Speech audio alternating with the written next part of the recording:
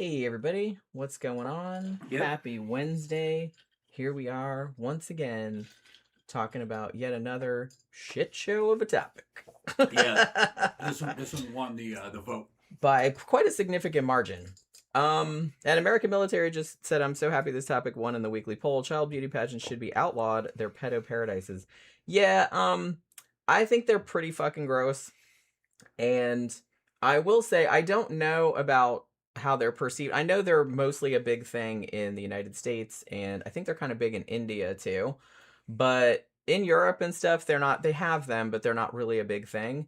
And France actually outlawed them, not entirely, but they outlawed them for, I believe, under 15 or under 16, because I think 15 is the age of consent there. So they basically said, well, you can't have any beauty pageants for kids under 13, and from 13 to 15 they're like pretty heavily regulated. But as far as I know, they're the first country to do that, and honestly I can't really blame them. I will give like a caveat. Okay, there's a couple things about this. I feel like it's a pretty niche genre, I guess, if you want to call it that, and I think that most people became aware of it from Toddlers and Tiaras, the TLC show, which is 9 seasons of it, and it's on HBO Max if you want to watch it. I wouldn't advise it, but you can if you want to. I did watch some kind of parts of episode. I can't stomach a whole episode at once, and I watched like a lot of clip shows and stuff of it. Now obviously that's a show and they want people to watch it, so they're going to highlight the worst, like most controversial shit. I get that. Another thing I want to say is that there are the ones that you see on there are the worst offenders. They're in what they call like the glitz category. And that's generally the ones where they take these little kids and put all this fucking makeup and us big hair and fake lashes and fake nails, and they put Botox in their face and dress them up like hookers and all this other kind of shit. Like there are, well, no, I'm in one case, which we will get to, they literally did do that. So, and and that's not the only crazy fucking thing. So I feel like, there are other ones that are more like natural, where it's like, you can only have like super minimal makeup and it's more talent based and stuff like that. I don't really have a problem with that, as long as the kids are the ones wanting to do it. And I feel like they have to be like a certain age, because these fucking pageants, like, they have literal babies. Like, you can literally bring a 1-month-old baby to compete. That baby doesn't know what the fuck is going on. Like, why would you even do that? I don't even know why that's even a thing. So, and and even some of them that are 2 or 3, you can tell they're really not that into it. I mean, they're 2 or 3 years old. These are multi-day events. They go on for hours and hours. The kids are cranky and tired, and they're having to perform, and they're having meltdowns and all this other kind of shit. And it just seems like pointless. And a lot of it seems to be just done for the parents, or mostly for the moms. Yeah. Like, I feel like they're doing it like to stroke their own egos. It's like, look how cute my kid is, or look how talented my kid is, or whatever. But once the kid gets old enough and like can say, hey, I want to do it, and it's not really about, hey, winning the trophies or winning the money or whatever, then I don't really have a problem with it, as long as the kid is kind of old enough to say they want to do it and the parents aren't being like complete lunatics about it. But I don't know, just the idea of it is gross. I was watching some YouTube videos and stuff like that by people who had been in them when they were kids. Some people had okay experiences and they liked them and they were fun and things like that. But some people were just kind of like, man, there was some really fucked up shit there that I didn't even really realize at the time because I was little. And they are kind of a paradise for, as American military pointed out, for PDF files. Because I did see one person on YouTube that had been in them, and they were like, they're like, when they did all the performances and stuff like that, at the end of the thing, they do like a DVD and you could buy them. And it's like any motherfucker could just walk in there and buy a DVD of like all these little kids in skimpy outfits. Like, they didn't ask you like if they sell posters of them and pictures, and I have this in my family in Mississippi. Kind of messed up. So I have experience with this. Yeah, my cousin Joanne Bonner. Yeah, she's my second cousin. No, she'd been my third cousin, because her father was my second cousin. but it was not quite in that particular case in Mississippi. It wasn't. This was in Heidelberg. It wasn't quite the same situation because it had a lot to do with politics.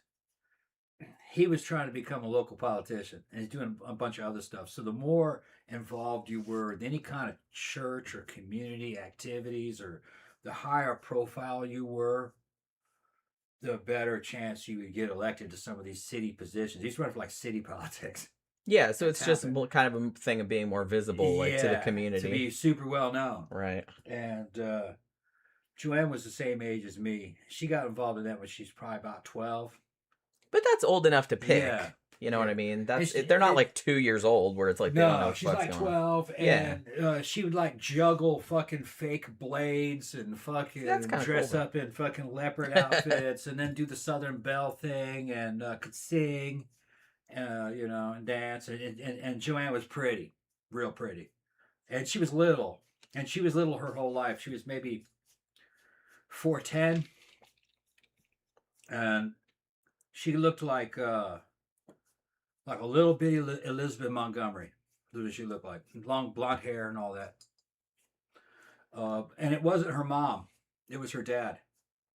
But like interesting. But it was, like I said, it was an attempt to make the family as high profile and as well known in the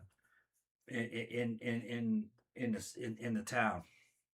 There was other stuff that they were doing stuff in the church and just anything that was public. They try to get involved in it. Yeah. It's funny because when my dad died, he was there. And his wife, my cousin. And he says, "Where are you living at now?" And I said, I live in Florida. And he says, "Where?" And he goes, "Where's that?" And I said, "A place called Eustis." "Yeah, I've been there." And I said, "Yeah." And I said, "I live in a place called Black Bear Reserve." And his wife was there. She goes, "Oh, yeah, we know that place." Well, they know like, really? Exactly they know this place.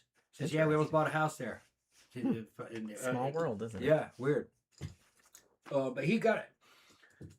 It was in the South. There was a tradition of that. It goes back probably to the 20s, 30s. And what it was is it started off with livestock shows. Yeah, I'll talk a little bit about that in a second. Okay. Like, well, not so much that because I kind of want to get into like the scandalous shit. But I did want to do kind of like just a brief like where. And it was definitely linked in with eugenics. I was gonna mention that actually. Who had the prettiest daughters? Who had the best pigs? Who had the biggest horses? The best, and they were breeding everything. It was just part of the thing, Bodybuilding might have had something to do with that too. I don't know. Yeah, I think it was just kind of all in the zeitgeist at the time, I guess, and everybody was obsessed with ideal forms and being compared to the ideal forms and getting recognition for that. In the 20s and the 30s, they were trying to stamp out in the South. They were trying to stamp out entire towns. They were very small towns. I would probably more like call them villages. Entire villages that had been inbred. They had to go in there and sterilize all those people. So you had that was going on. And on the opposite side of it, they were trying to basically promote fucking eugenics fucking ideal people. And that happened because there's photographs of it.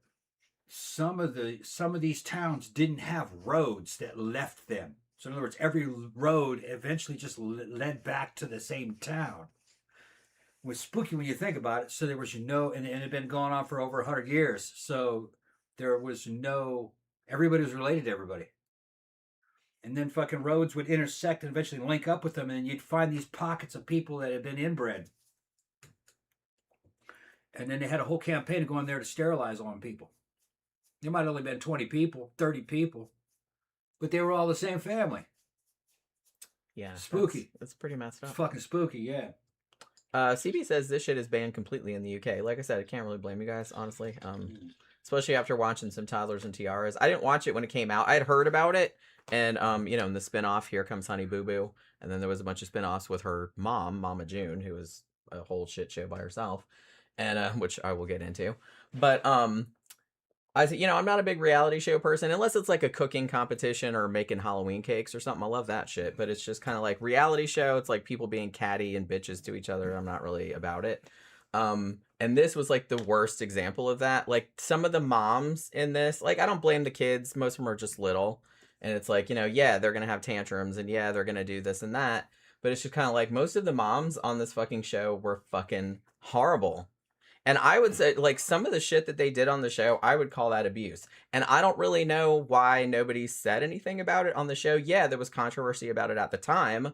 Um, but they didn't really pull it off the air until like some shit happened. Actually, I don't even think that any big thing did that, because I think it was Honey Boo Boo that got canceled because of shit happening with Mama June. But and like I said, and Honey Boo Boo was like a spinoff.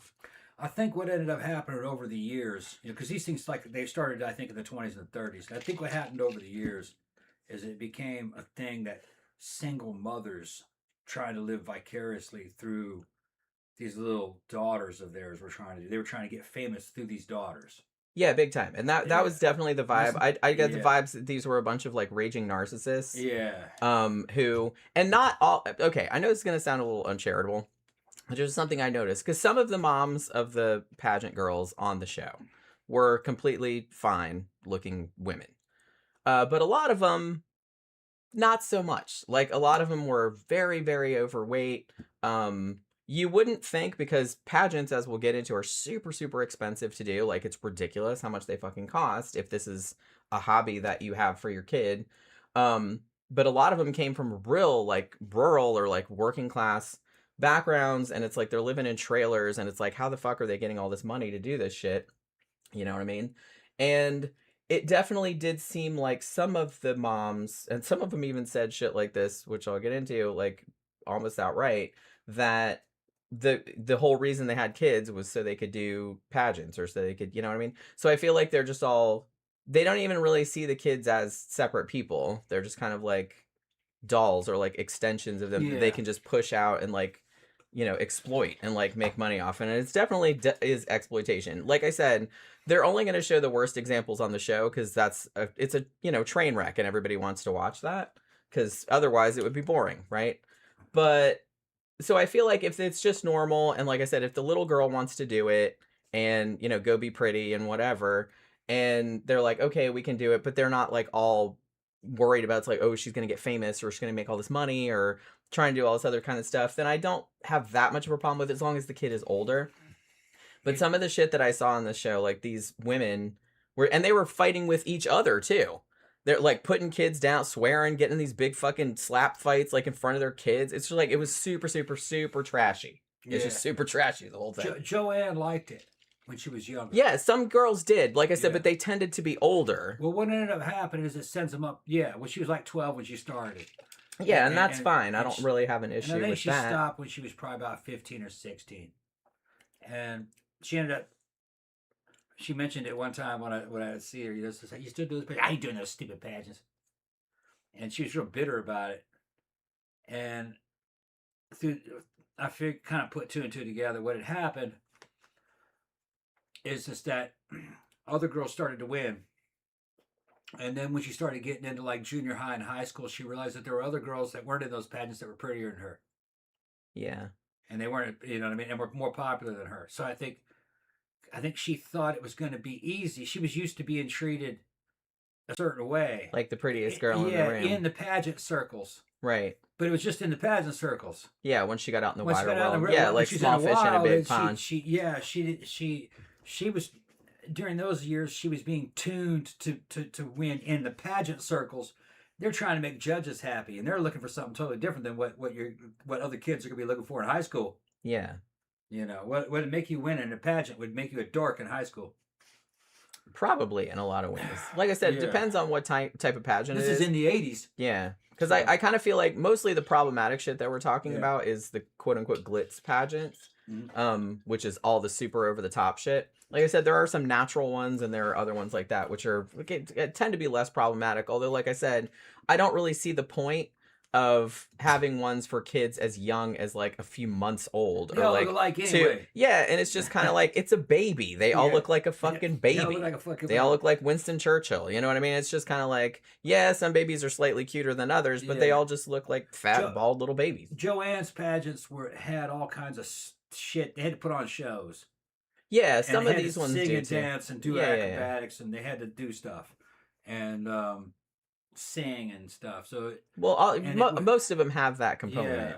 and during that time I was going back to Mississippi in the summers, and I was in the military academy at that time.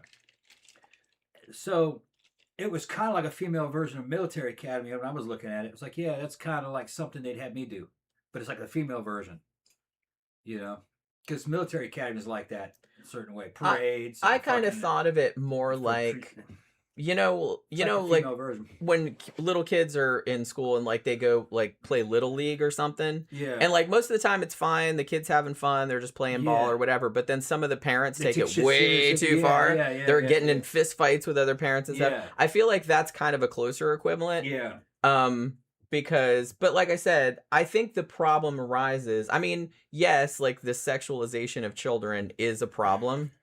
Up to and including the teenage categories.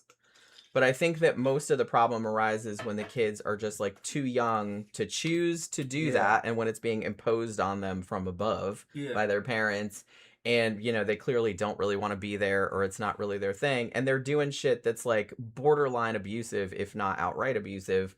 Like, so they're to give their kids a chance to win, like they're actually like harming their health and stuff.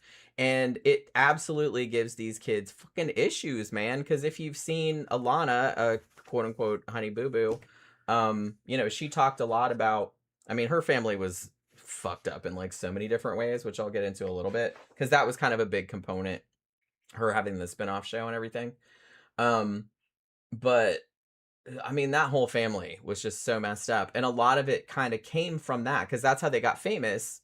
Because when Alana was, 6 or whatever, she was in these pageants, and she was kind of one of the breakout stars of Toddlers and Tiaras, because everyone thought she was cute and funny, because she was like super, super Southern and sassy. And so she was like this big standout, and her and her whole family got a spinoff show. And that family, I hate to say white trash, but holy crap, in the dictionary next to white trash, that is this fucking family. I mean, it's like if you made it up in a book, people would think that it wasn't real. Yeah. You know what I mean? Like how fucking ridiculous this family was.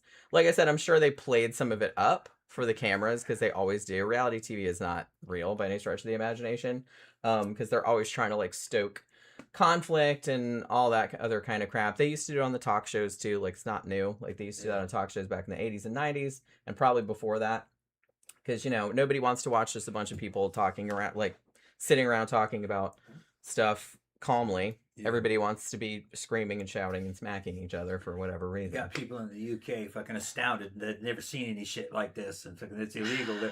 It's not super in style anymore. This shit's pretty fucking dated.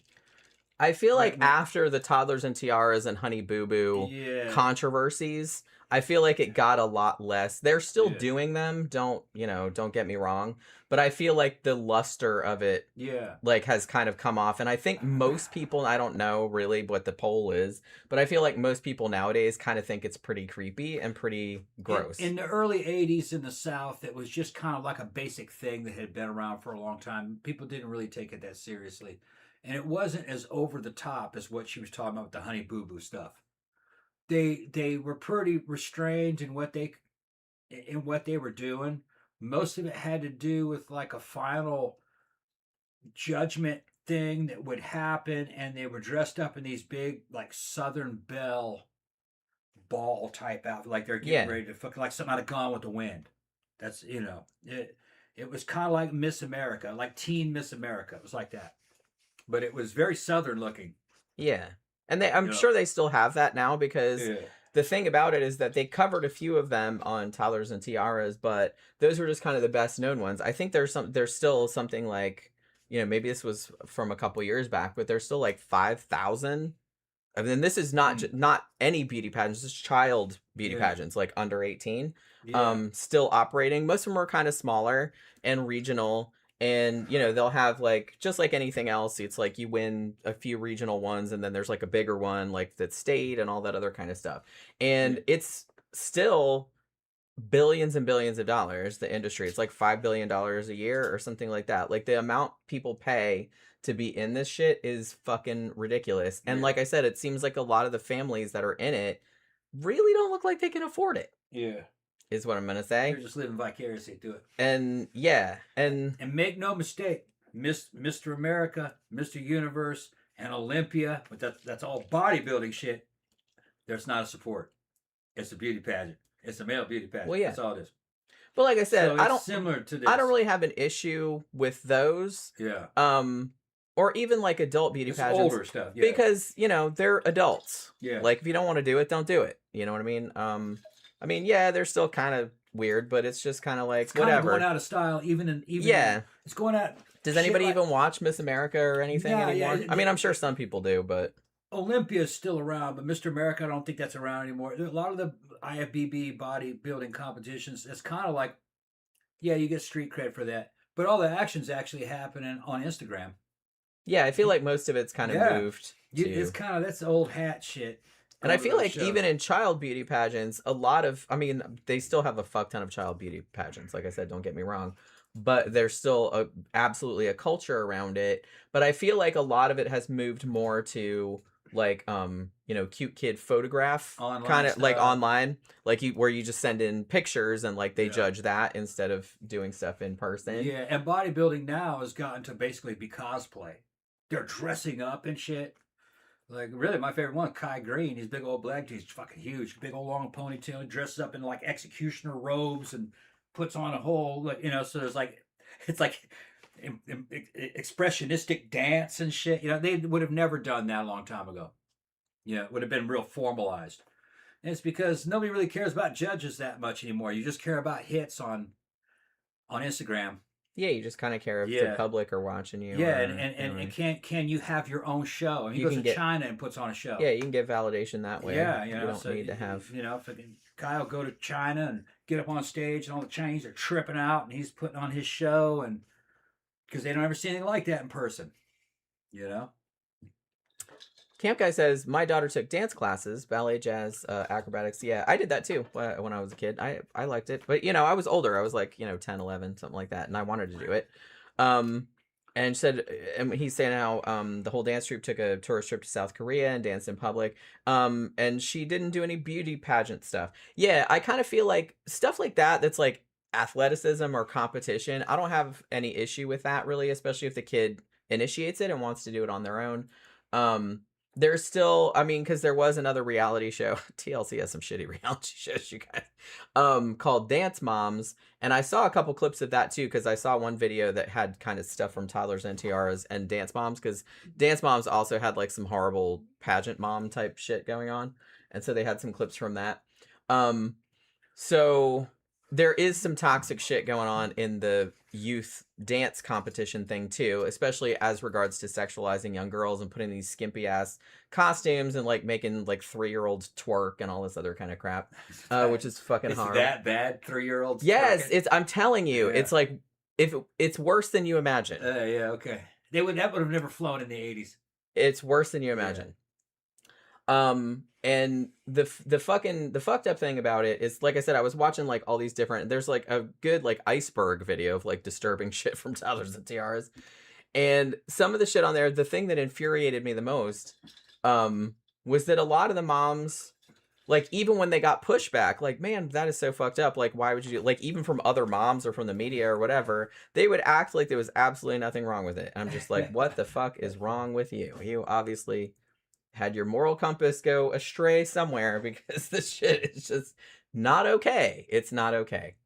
A lot of it.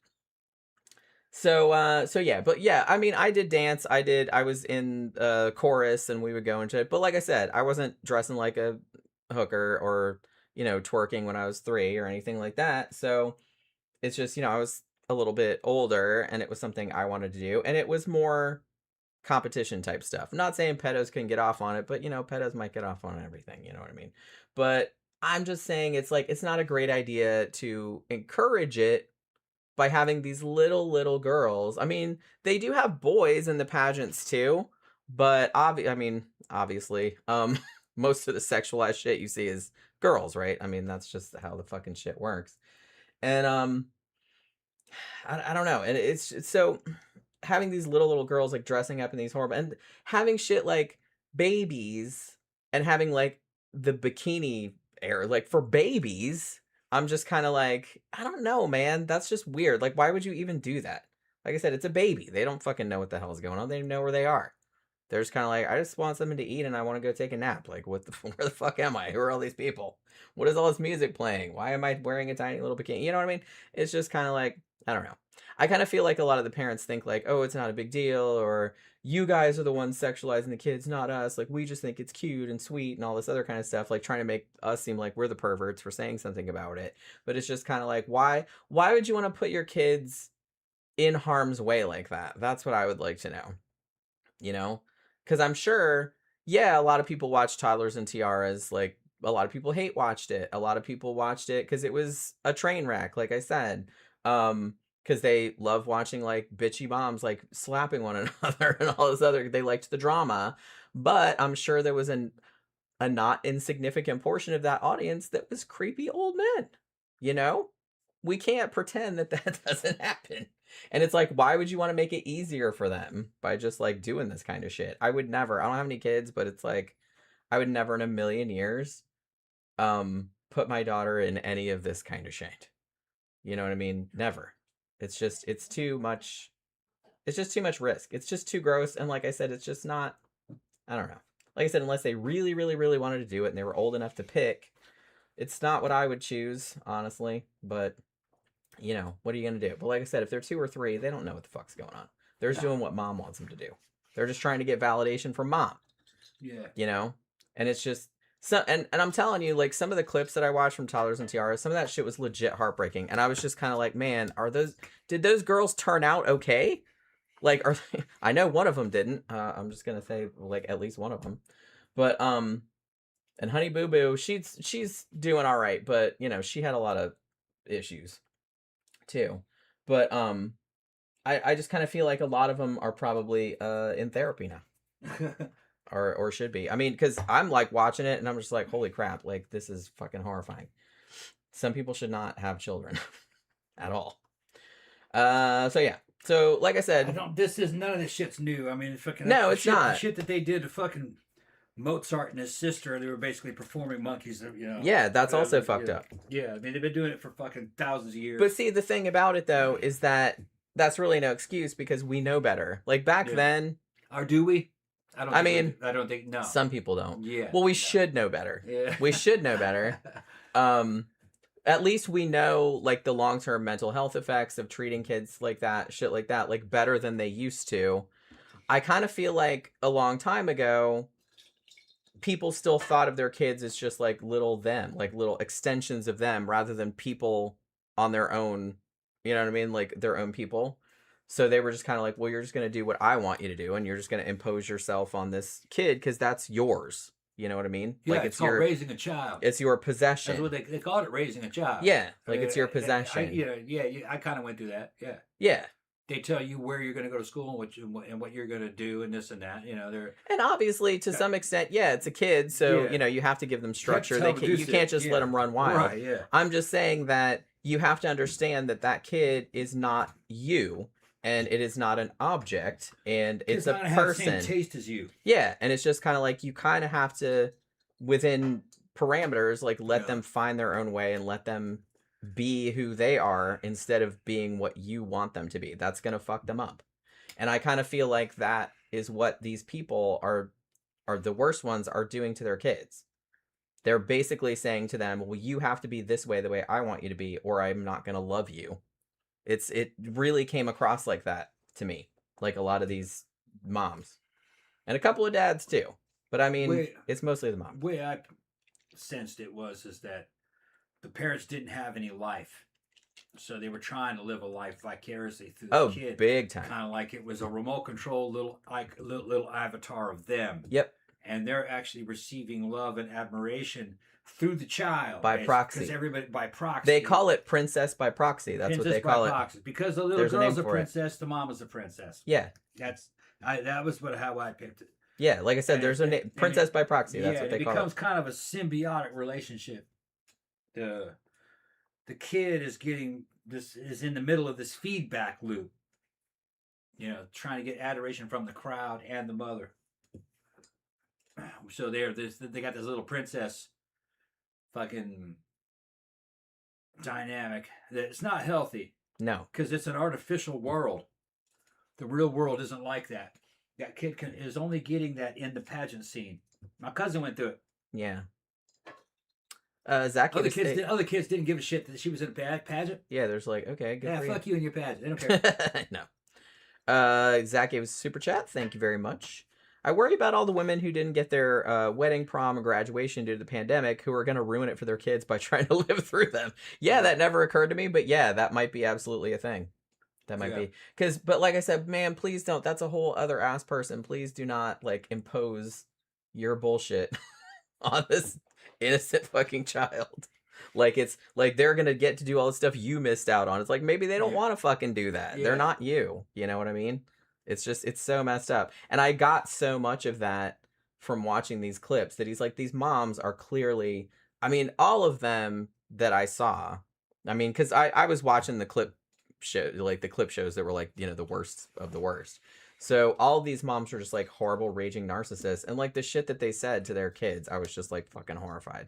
I was like, oh my God, if my parents had said shit like that to me, I was like, I'd still be fucking getting over it.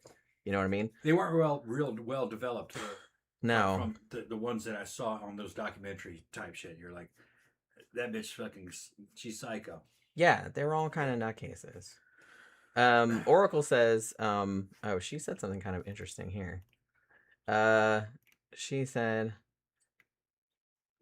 I've forgotten her name, but there's a little girl who was in pageant competitions who basically gave herself a more compliant personality to please her mother. She gave the other personality its own name. Something like her name was Carla and the other personality was Darla. She's role playing. So she had to go into a whole other persona. Yeah. Like to pretend, because that wasn't who she was. Yeah. And then Oracle also says it can be hard enough being a kid without being judged in front of dozens and hundreds of people. Yeah, and it's like, that's bad enough. Like, if the kid's a ham and they want to do it, like, fine. Like, if they want to perform. But I feel like a problem, too, is that a lot of these kids are under a lot of pressure because their moms are like, well, you have to win. Like, you have to beat that little girl, and you're prettier than her, and you just not. And they're just, like, pitting them against, like, these other, like, literal children. They're, like, 2 and 3 years old. And it's just, like, it fosters this horrible, like, toxic mentality. And one of the things, I'll talk about it later, because this was one of the ones that really made me the saddest, is that they're trying, these little girls, I mean, they're little, they're like 3 or 4, and they're trying to please their mom, and they understand that if they don't win, or if they mess something up or something like that, that their mom's not going to love them. Right. And it's just heartbreaking, like, to fucking watch them. Like, if they mess something up, like, you can just see their little face fall. And it's just awful, like, to put that kind of pressure on a kid that little. Yeah, it's odd that they're doing those competitions at kids that young. I don't think they originally were. I think the shit that was happening in the South was always like 12 and above, 12 to 18. You know. Yeah, which, like I said, I don't have as much of an issue with that. That would have been because, like I said, you're old enough to choose if you want to do it. Yeah, it was at that age. It was originally related to livestock shows. Yeah, it's a human version of livestock. Yeah, which is, it's fucked up when you put it like that, but that's pretty much what they were. They were farming families. Yeah. So they're showing off the best things. You take them to the county fair once a year. Look at the size of this pumpkin. Look at the size of this ear of corn. Yeah, look at the size of my daughter. Look at the rack on her. Yeah, that's literally what. Look how pretty she is. And they're trying to get her married. That's pretty much what it was. Yeah. Trying to get her married to another good farm. Oh, we got to merge these 2 farms together. You know, it was not being inhuman. It was just practicality. You know, look at how good my daughters are. Yeah, I don't think the boys really mattered because they were workers. Yeah. Well, and you know, the boys were valuable because you could Yeah, they put had them to work on the property. farm. Property they could work. So it's like the girls didn't. So you The had to girls marry did. them off to somebody. So Yeah. it's like, so that was the only thing that mattered was like how pretty they were. I'm gonna fucking disagree a little bit. That was the icing on the cake. No, rural women were basically already liberated in many ways because they Well, worked. they did work, yeah. They worked. Everybody They worked worked on on those everybody damn worked on a farms. farm. And they You had had to. they had a full-time job of raising kids and taking care of animals and fucking working on the farm. So they were worth what a worker was worth. It was the added benefit is that they could breed, they could give you children and they were pretty. So that was something a boy couldn't do, you know. So and the thing, and they were bossy. You know, farm women were strong. They could tell you what to do. They evidently ran a lot of those farms. Well, yeah, like I said, everybody had to work on a farm. Yeah, and they were literate, so they're fucking bookkeeping and all that, you know. So yeah, so now specifically child beauty pageants. I kind of feel like when I looked into a little bit into the history of these, one of the earliest examples of this was put on by P.T. Barnum, the famous P.T. Barnum, in 1855. And this one was kind of what you were talking about, where it's like a national baby show or a better baby contest is what they eventually called them. And it was as you described. They weren't really judging the baby on necessarily how cute it was, but how healthy it was. And they would literally like measure the babies like they would measure like a cow or like livestock or something like that. And it was very eugenics flavored, you know what I mean? So it was just kind of like you bring in your baby, just like you bring in, like I said, your ears of corn or your pickles you made that year or whatever the fuck. What's and that baby weigh? Yeah, they would weigh the baby and they would had all these measurements of like how fat their little legs were and all this other kind of we're gonna be big. which which sounds incredibly weird and creepy. But that's kind of how the world was. That's kind of how they started out, like with better baby contests. Like look how good my genes are, kind of shit. Yeah. Giving you them strong children. Yeah. That's how it kind of started out. And then I kind of feel like beauty pageants for adults maybe started slightly later. They didn't really catch on until like 1921. And really that was the first Miss America contest and it started in Atlantic City. And really they only did it because they wanted to extend the summer season like past Labor Day. Because they're like, oh, we want the tourists to stay past Labor Day, like so they'll pay for another weekend or whatever, like to make more money. And they're like, well, what can we do? What can we do? So it's like, I know, let's bring in all these pretty girls. We're having Miss America contest. Like who's the prettiest, blah, blah, blah. And so that's kind of when it started. And so that was kind of more the adult thing. But like I said, I kind of feel like the better baby contests they got also big around that time too, but I think they had started out a little bit earlier. And like I said, it wasn't so much, oh, this kid is so cute and, you know, they put him in frilly dresses and stuff as it was like a health That's thing. not what they were thinking. Yeah. They were thinking about how big this person going to be. Yeah. Like I said, it was all based around quote unquote health or how big they were going to turn out. They work on farms and in farm towns. You know what I mean? They want strength matters. You know, they don't have technology as you know it today. They didn't have laptops and shit. They were having these children. And they were like, how much work are we gonna be able to get out of this one? Will they be able to fucking run this shit? You know, that's what they were thinking. It's just practical. Yeah. They didn't want which tells you that health was a problem. That there were a lot of weedy people because we know what they were eating and what they were drinking, and a lot of shit was spiked. Yeah, if you watch any documentaries about food from like the Industrial Revolution, they weren't like healthy. To the early 20th century, it's horrifying. Yeah, like people complain about food nowadays, like crap fast food or something like that. It's nothing like. Nah. In the 20s, a lot of people were just addicted to morphine and they didn't even know it because it was in the damn products. They had, like I said, they had no regulation at all. They would just throw anything, morphine and cocaine in the food. Actually, they'd throw anything in the medicine. It didn't matter. They'd give heroin to little kids. They didn't give a single fuck. Yeah, pregnant women were nursing and they were addicted to heroin and they didn't know it. But they were they were like, whatever, this. La, la, la. Yeah. They would just take this fucking feel good medicine. Yeah, they didn't know. It was in cough syrup. I mean, Yeah. you know, it's funny now, but I mean, They didn't- horrifying in a funny way. But they didn't know any They didn't better. know back then. They didn't know any better. So They just said, well, it makes me feel better, so it must be good. Yeah. Like, they So, didn't really understand like the long-term health effects of shit you know, like if you that. look at clothing, you sometimes come across antique clothing in the early 1900s, little narrow shoulders, which is, you know, Yeah, it was some tiny ass shit. low protein intake and born probably addicted to some kind of a substance. You know, there was a lot of cocaine addiction, and they didn't know it. It was just in all the products that they were taking. You know, all the medicine, Coca-Cola had cocaine in it. I think by the 20s they were taking it out though. Yeah, they took it out pretty early. The morphine, the heroin, and the cocaine I think was out by the early 1900s, right? Wasn't it? Yeah, I can't. We just watched like a documentary about this the other day, but I can't remember the actual years. But it was earlier than I thought. Like, so the kids born during that era would have been in their 20s by the time fucking P.T. Barnum was around. So they were around because they'd have been born addicted to that shit if their mother was taking it. Yeah, which is crazy to fucking think about. It's just and those people lived on in the 50s and 60s. Like I said, it's kind of hilarious. Like looking at old ads from newspapers like back then, we're just like heroin. Yeah. Good for the kids, you know what I mean? It's like that kind of. It's crazy. Yeah, they were eating rotten meat out of cans and stuff, and just they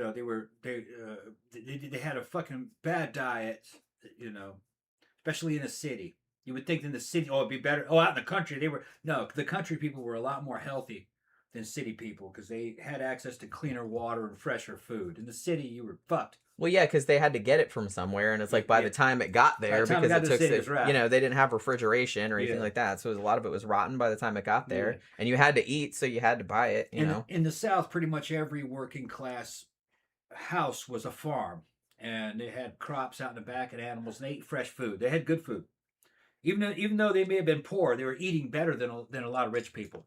You know, they lived out there for a reason: food and sex. They had plenty of that, and that was free. They were growing it. You know, they were even growing the sex. It's called giving birth. So the South actually had a good, contrary to what people would think. The South, even in the 1800s in the Civil War, pre-Civil War era, the South had a very good standard of living because they were all self-sufficient. They grew all their own food and good-looking people. You know, a lot of sex, a lot of food, making alcohol. You know. Make a moonshine. Yeah, but you know, like I said, so like you said, because the health was so poor back then, that's probably why particularly the baby and actually I guess the grown-up beauty pageants too, where that proliferated because it's like they were kind of like, oh, come and see these, you know, paragons of health, and that was something that you should aspire to, I guess. You know what I mean?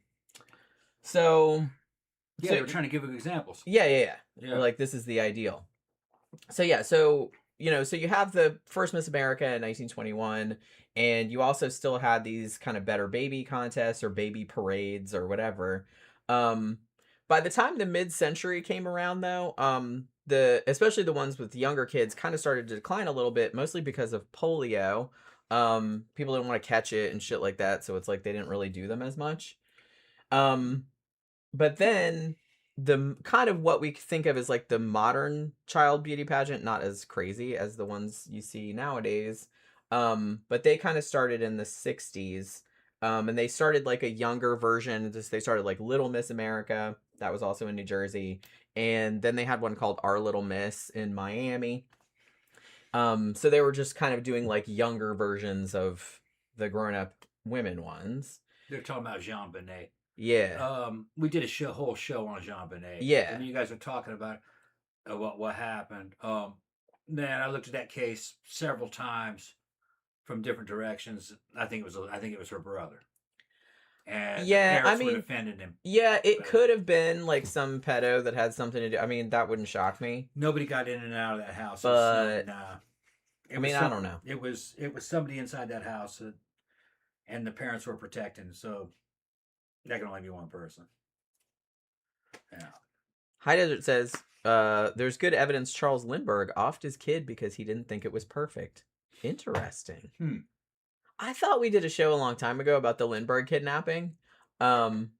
I don't know if I've actually It's heard called a that. late term abortion. I'm gonna have a very late term abortion. Post birth It's a abortion. post-birth abortion, but sadly, that was kind of a thing. Do you remember like some I don't know if people know about this, but in some I believe it was Victorian era, like wealthier families and stuff, sometimes if they had a kid that had disabilities or something like that, there was something in the house called a disappointments room, and they would kind of like lock the kid in there so no one would see them. Either Yeah, that or they'd throw them in a sanitarium somewhere and like forget about them. yeah. Um, I was listening to somebody read a story about a woman who she got abducted by a Native American tribe and disappeared for a few years. They thought she was dead, but the army found out where she was and they bought her back. And when she got back, she had a kid with I think it might have been a chief, and they returned her to her husband. And within a few years, she had the kid, and within a few years, the little kid died. And all the people of that town suspected that the husband had poisoned that kid. They didn't have any proof, but it sounded possible. It sounded plausible. He had poisoned that kid, and then he ended up sending her to a sanitarium, like you said, to a mental hospital. Yeah. Yeah. So yeah, they aborted kids after birth. Yeah. Oh, it was pretty common. Yeah, I don't even think they had the same. I mean, now people would be fucking horrified, but I don't think they had a have the problem with same. it. No. There's like, well, this one's defective, throw it back. Yeah.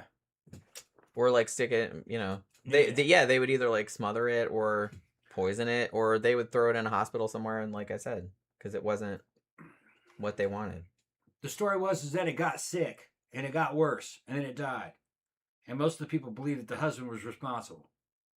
I mean, I'm not saying the babies don't just die sometimes, because Yeah. they do. I mean, there's SIDS and there's other things like that where they don't even know why the kid died, but like, The husband didn't like that kid though, wasn't it? yeah, I do kind of feel Yeah. like I mean, honestly, kids getting killed by a man that's like not their dad, that's pretty common. Yeah. Like stepkids, and if you're the boyfriend that comes in and she's already got kids and stuff like that, it's if the kids end up dead, that's usually the first person you gotta look at. Yeah. Because it's fairly common. Yeah, the woman said that I wish they had never fucking taken me back. She wanted to be out there with the Indians. She couldn't return back to white society. She was kind of, Yeah, she was like, they looked at her crazy. She's like, this blows. I don't like it here. Yeah. She'd been living out with them Indians. I don't blame her. Yeah, so they didn't trust her when she came back. I'm sure she had a much nicer life out where she was. I don't know. They're pretty vicious. Well, yeah, I know, but like, it's kind of like a bunch of other people. It's kind of like, Yeah. It's probably shitty on both sides. It was like Yeah. one side was slightly less shitty. She was being protected. She probably wanted to go back, but then once she got back, she realized that they were looking at her fucking sideways. Yeah. They were treating her kind of like she was a traitor. Yeah, I could see that.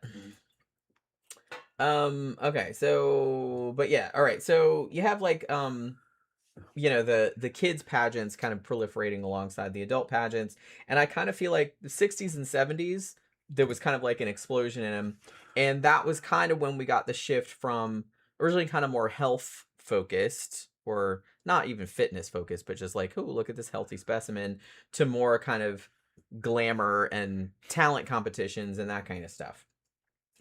And then I feel like it really, really took off in the 80s and 90s. It got really commercial. There was just kind of like, there was, people became more aware of them. And it was around this time, I feel like in the 80s and 90s, where it started getting really like, it started kind of being really expensive, like to get in. It was, and became like a huge multi-million-dollar industry, right? Like the girls their parents rather would hire like professional coaches for the kids. They would have like custom dresses made that were like thousands of dollars, and you would prepare all year and do all this crazy shit and spend all this money.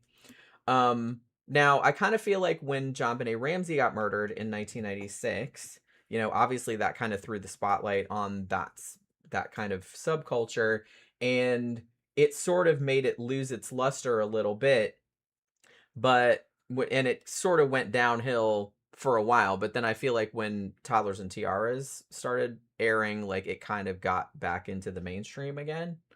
So, you know, and like I said, and they still have them nowadays. You know, they have the glitz ones, which is, like I said, kind of the high glamour ones. You have natural ones, you have online and kind of photo contests. Now, obviously, this was mostly girl dominated, but, you know, boys participate also. Like, I saw some on Toddlers and Tiaras. It's mostly focused on girls, let's not gonna lie. But some of the, you know, families have sons also that also do them and, you know, dress up in costumes and do routines and all this other kind of shit. So they have their own shit going on too. But I kind of feel like since about 2020, the trends have been more toward like the natural ones rather than the glitz ones.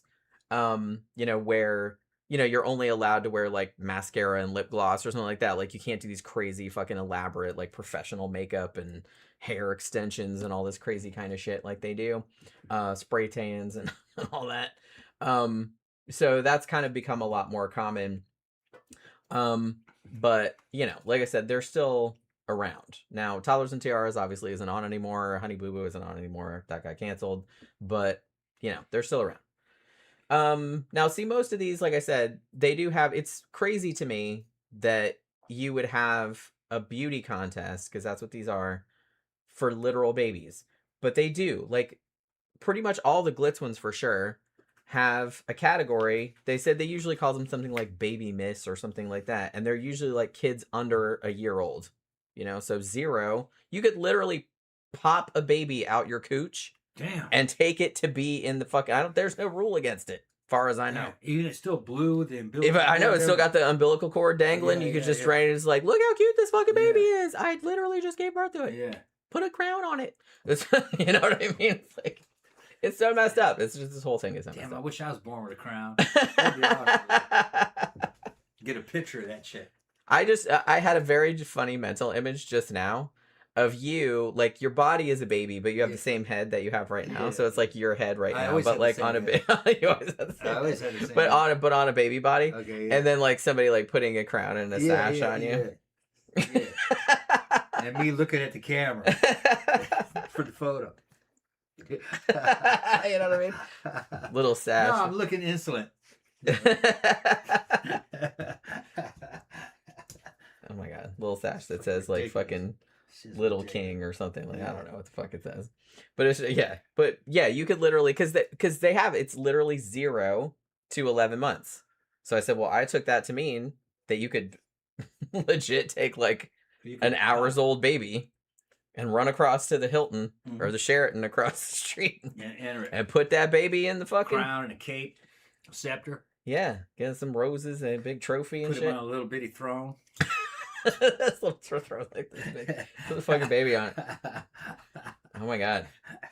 Baby, that's messed up. King baby. Yeah. And yeah, so then they usually obviously have age categories that are like, you know, a couple years. It'll be like 2 to 4, like 4 to 6, like, you know, all that kind of crap. And most of them take place in hotels, like I said, Sheraton, Hilton, something like that. It'll be in the ballroom, and it's usually like all weekend. It'll be like Friday, Saturday, Sunday, and there's like a whole bunch of different events, obviously, because like hundreds of kids like participate in these, and they have to do each you know, age group, and then they each have a bunch of different you know, categories, and they usually have something like casual wear, like sportswear or swimwear. They usually have bikinis and shit like that for tiny little kids. I think some of the more natural ones have more like athletic wear, like so they don't get weird with like bikinis and shit. Then they'll have like a formal wear kind of thing, and then a lot of them will have talent also. And then they'll usually do like an interview. Some of them you just do like a model walk, like you just come, and they usually only have a couple minutes. So it's like, so they'll have to come out on stage and, you know, just kind of pose and do that kind of crap and shit like that. And like I said, I think they do interviews like one-on-one. I guess it depends on the one. And so apparently they're judging for, you know, what they look like, obviously, how much personality they have, what their stage presence is like, all that other kind of crap. Now, the glitz pageants, which like I said are kind of the most problematic ones, and the ones that were sort of highlighted a lot on Toddlers and Tiaras, these are the ones where you can do super heavy makeup, which they do, flippers, which are like a fake teeth. It's like basically like little white teeth, and you just snap them over your teeth. You know what I mean? Wigs, hair extensions, spray tans, super super elaborate costumes that, like I said, can cost thousands and thousands of dollars because some of them are custom made. And it's just like a whole crazy thing.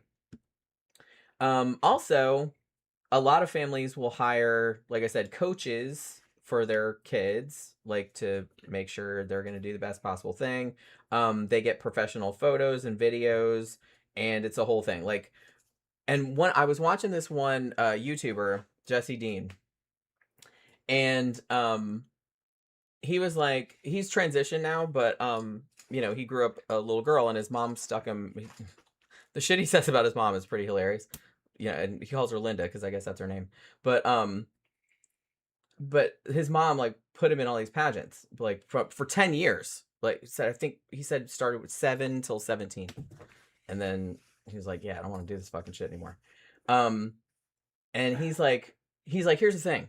He's like, what people don't understand is that you go to these, and he's like, you pay an entry fee, right?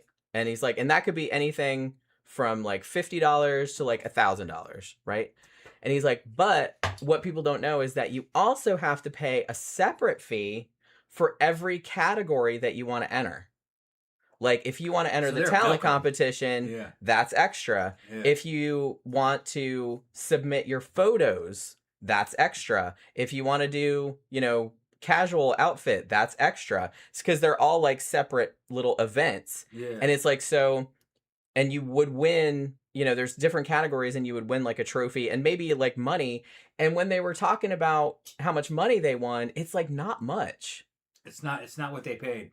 No, and it's like, and I was sitting there going, God, some of these people are paying like thousands and thousands of dollars, and maybe they'll just win 1 or 2 categories, and they'll win like $500. Right. Or something like that. I think one that I saw so they get a rebate. Yeah, like one that I saw in Toddlers and Tiaras, I think the main prize was $10,000, but it's like over the years, because a lot of these families enter their kids in like several of these a year, and each of them is like, you know, can be $5,000 like in one pop, because they also have to stay in the hotel. They have to feed the kids. They have to do all this. They have to pay for professional makeup. They have to pay for professional hair. They have to pay for spray tan. They have to do all this stuff. Yeah, I think a lot of the bodybuilding stuff was like that too. Yeah, it's crazy. And they charge you like for each thing. You got to pay to enter. There were prizes, but you probably spent more on drugs and all your fucking fees and shit fucking at the gym. Yeah. They had sponsorships. Those dudes had sponsorships. Yeah, and some of if you were doing your own, then you'd have to pay for all that. You wouldn't have made your money back. And some of the kids, like there was one, I watched this one documentary. It's pretty old. I think it's like 20 years old, but I think it was on A&E, and Bill Curtis narrated it. He's the guy that I recognize his voice like immediately because he narrates all the true crime shit like on A&E. And he narrated this one, and it was not super, because this one was like a few years old, you know, a couple decades old. So it was kind of looking into the subculture without being, it was a little bit critical of it, but not super critical, like not the way, because it was kind of before Honey Boo Boo and all that. And the thing about it is that like some of these families paid so much fucking money, but now there was one girl on there, and this girl, this was actually kind of a sad story because she was older. She was 14, and she'd been doing them for a couple years, but she loved it. It was like her favorite thing, and she wanted to do it. It wasn't, and her mom seemed normal. And the sad thing about her, so she was having a great time, but she had sponsorships. Now her parents still had to pay some, like for her to enter, because the sponsorship doesn't cover everything. But like I said, she was slightly older. The sad thing about her was that she had cystic fibrosis. And they kind of talked about it a little bit on the documentary, but she was like super upbeat and super positive and everything like that. And I think a year after that documentary came out, she died. Like she was 16 or something like that. And it was weird because like her whole family was just kind of like, yeah, it's like she wants to do all this, and we're letting her do it because it's like we don't know like how long she's gonna live, because you know cystic fibrosis, that's terminal, and you know usually if it's a kid they don't usually live past their teenage years, and indeed she did not. But like I said, she had sponsorships, but she wanted to do it. You know, she was super into it.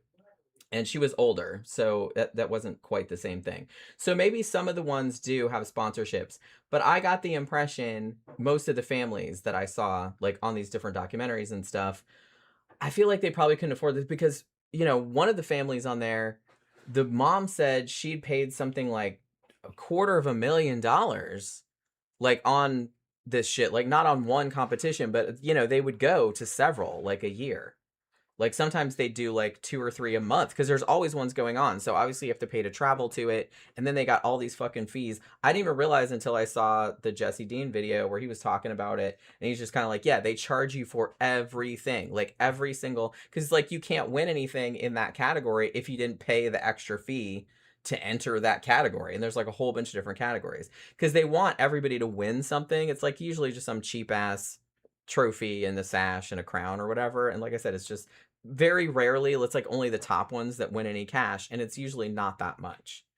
Because, like I said, it's like, oh, you could win $500. I'm like, woo, whoop-de-doo. You probably spent like 10 times that just like entering this shit. Like, how do you fucking afford this stuff? I don't know. And especially seeing some of the people like in their houses and stuff, I'm like, you guys absolutely cannot afford this. I don't know where you're getting all this money from. But yeah, it's just crazy. And so, I mean, some of them do have other things like scholarships and stuff, which that's nice. But I don't know. I kind of feel like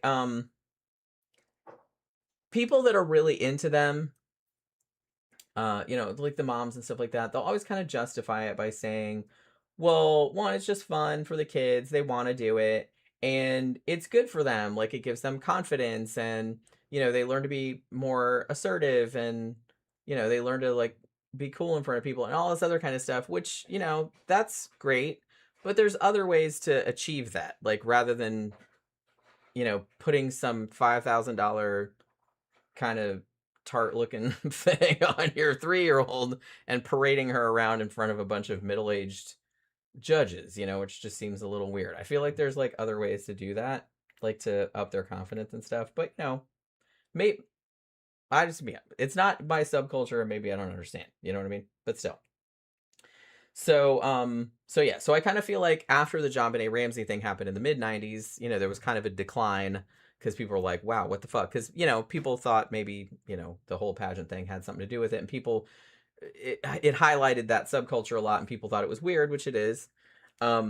And people were kind of like grossed out by it. But then I feel like when Toddlers and Tiaras started, people were like, oh, well, it is weird, but now we kind of want to watch it, Man, what the fuck happened to TLC? Remember how TLC used to stand for The Learning Channel?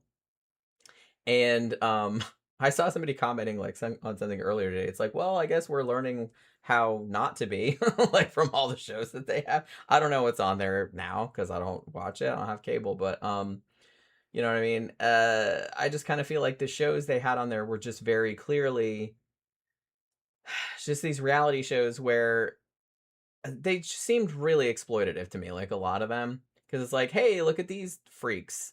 You know what I mean? Like, it was like something that people could watch and like feel better than them, which this show kind of was too. It's like, look at those crazy people. And especially the Honey Boo Boo show, because I kind of feel like that was like, look at these dumb rednecks doing all this stupid shit. You know what I mean? Like, it was somebody you could feel superior to. And I kind of feel, didn't TLC also have like My 600-Pound Life and stuff like that? It's like, oh, let's point at the fatties. And maybe it's not as bad as that. Like, I've really only seen a couple episodes, and I will admit that I did watch Hoarders, which I think was also on TLC.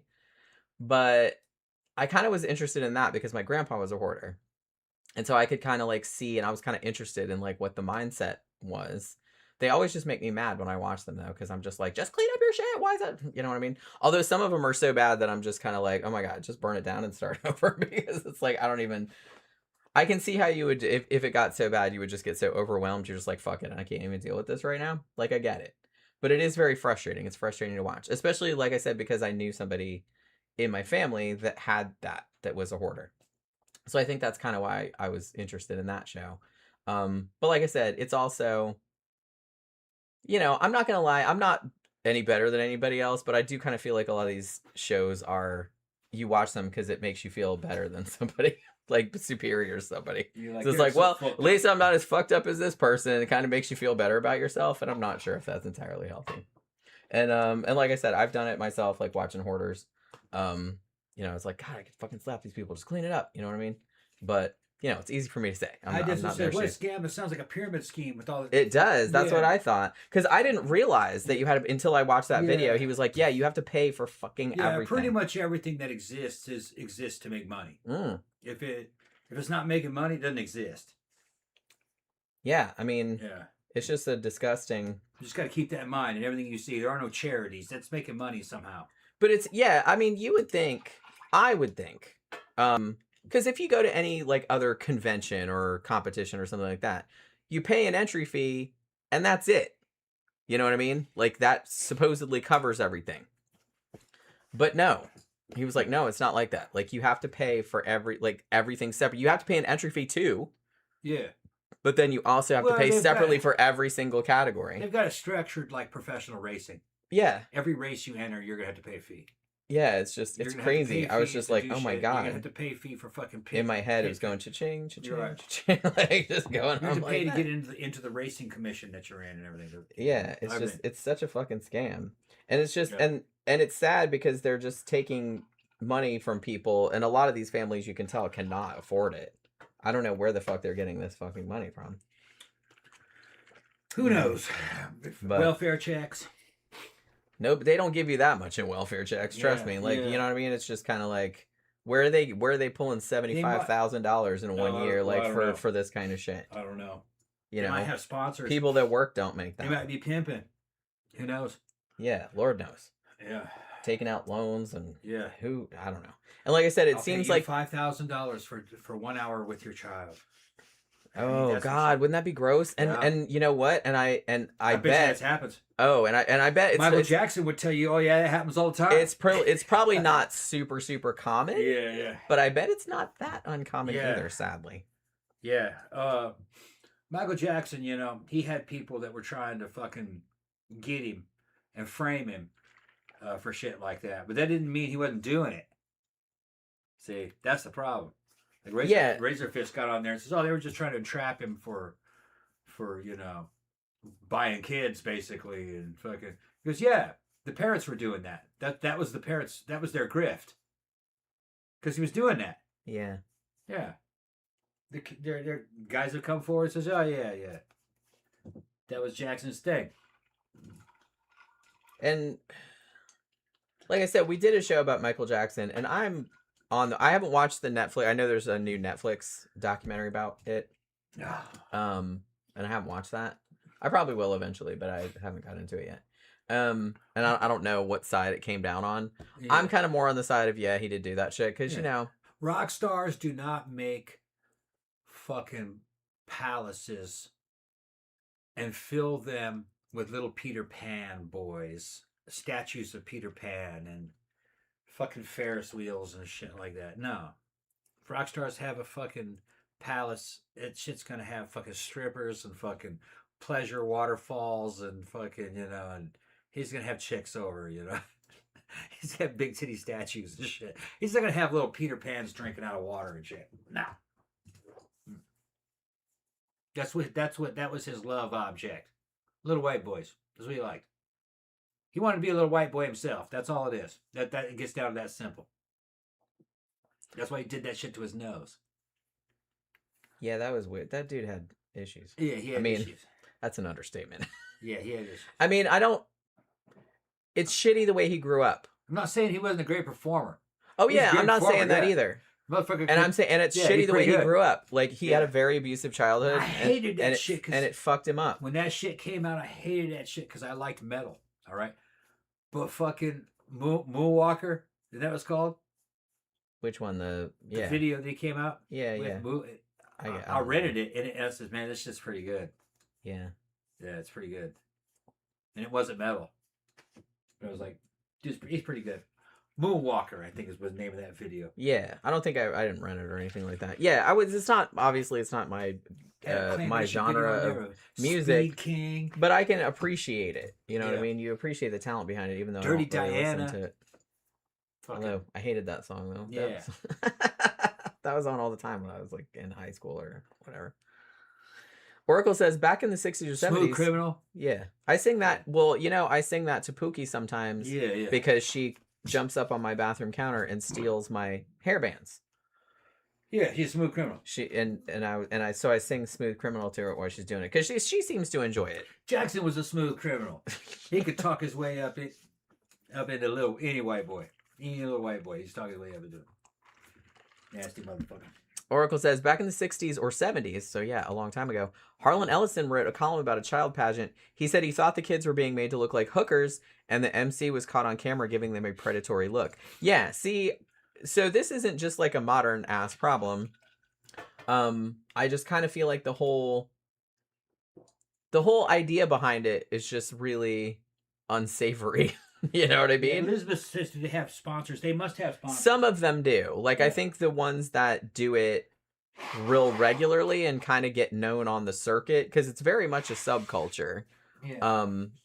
They have, some of them go to the same coaches, and there's like rivalries between different girls that have been trained by different coaches, the whole thing. But they kind of travel around the country and do them. And some of them do have sponsors. Because like I said, that girl that I saw on the Bill Curtis documentary, she was older. She was 14. And she had sponsors. But it didn't cover everything. But it covered a lot of things. But like I said, she died of cystic fibrosis when she was 15 or 16. Like only a year or two after that documentary. Yeah, it was sad because she seemed like she was into it. Like I said, she hadn't been forced into it. She started when she was older. She had a great time. She loved it. She loved performing. And so I didn't get the vibe that she was being exploited or anything because she very much was into it. I was just amazed, like, when they kind of got into it, like, how chill she was about it. Like, she knew she was going to die. She knew. But she was just like, yeah, I got to do this. She had the thing. She had to have nutrition, like, put right. She had a hole in her stomach that had, like, a plug thing in it. And you just had to plug that in at night. So she got enough nutrition because she was a little underweight, and she was just like totally like, yeah, I gotta do this and blah blah. She was used to it. So, and she knew she was gonna die. Her whole family knew. They didn't know when, but they knew. I mean, like I said, cystic fibrosis, usually they don't live past their teenage years. And she died when I believe she was 16. Which was kind of a shame. But she. Is it a type of cancer or something? No, it's something to do with like your lungs, like it's over fluid, and like you can't really breathe. Okay. Oh, like, don't tell me that. Yeah. No, it's bad. I mean, and the shitty thing was before they talked about that. Died saying I can't breathe. Every time they before they talked about that, before they said that she had cystic fibrosis, like she would go up and do her performance, and she could actually sing. I want to get into this a little bit too, so don't let me forget. But she could actually sing. She was actually quite talented. Like she was just singing in her house, like practicing, and I was like, wow, she's really good. She has a good voice, and so she would go up there and sing, and she did amazing and stuff. And then as soon as she came off, she was like, And then like later on, they were like, yeah, she's got, because I was like, man, does she have asthma or something? That's horrible. And they said, yeah, she has cystic fibrosis, and she's probably not gonna live that much longer. And I was like, oh man, that sucks. But yeah, but I will say too, particularly that documentary, I don't know about the newer ones that they showed on Toddlers and Tiaras, but they have a talent competition, right? And I hate to say this because it's about literal children. But most of those kids, I mean, they were little kids. Little kids can't really sing that good or dance that good. They're up there like they got the microphone. Like, you know what I mean? It's like watching your 3-year-old like in a school play. Yeah. It's like, everyone's just kind of like, oh, you know what I mean? It's terrible. And it's like, but you have to go because it's your kid, right? But it's like, it's not Beyonce up there. You know what I mean? It's like a little kid who's just like awkward and can't really sing. And that's fine. My 3rd grade, I could sing my ass off. I mean, some kids can. I hit it. When they're little. Yeah. No. But like I said, 3rd grade, that's like 8. Yeah. I'm talking about kids that are like 3. You know what I mean? And they're just up there fucking. By the time I was 8, I could they're just like yelling and shit. And I was just kind of like, oh. He was in drama with me. Fucking, I was getting leads and shit, fucking singing, doing shows. But no, by 8, I could fucking sing. Yeah, and like I said, and there are absolutely some kids that are super, super talented. I'm just saying that the ones they had in these documentaries, if the parents were kind of hoping it's like, oh, my kid's gonna be in movies and stuff like that, I'm like, maybe temper those expectations a little bit, just because I mean the kids were little, okay, they were just 3 or 4. It's like, maybe they learned to sing later or something like that, but it's like some of them really could not sing. You know what I mean? And I guess like maybe because some of them got judged good and stuff like that. So I guess maybe they're just cute or it's endearing or something like that. I was just kind of like, oh my God, I would want to like rip my ears out. Like if I had to sit there and listen to that for fucking hours, it's terrible. But, but like I said, some of the older ones actually could sing and dance and stuff, but like the younger ones, not so much. Cause they're little. Yeah. They're just fucking toddlers pretty much. So I just thought I'd say, like I said, I don't like to pick on literal kids, but I do kind of feel like maybe sometimes their parents were a little bit delusional. I know everybody thinks that their kids are the bestest and cutest and most talented ever, but like I said, you have to be realistic about stuff. If you're trying to get your kid into showbiz, because I know that I'm not going to say what their name is, but I have a client, one of my graphic design clients, who runs a legit like talent agency. He doesn't do just kids. It's kids, families, old people. It's everybody, like models, dancers, and a lot of people that he represented, like were in Disney movies and shit like that, and work at the parks and are models and whatnot. And I kind of feel like there's so much competition, and especially we live right outside of Orlando, and it's a whole thing. Like people trying to get their kids into movies and into show business and stuff like that. And it's just kind of like, you can't really, I mean, only 1 in a million is going to get famous. And you really have to be realistic about what your kid's chances are.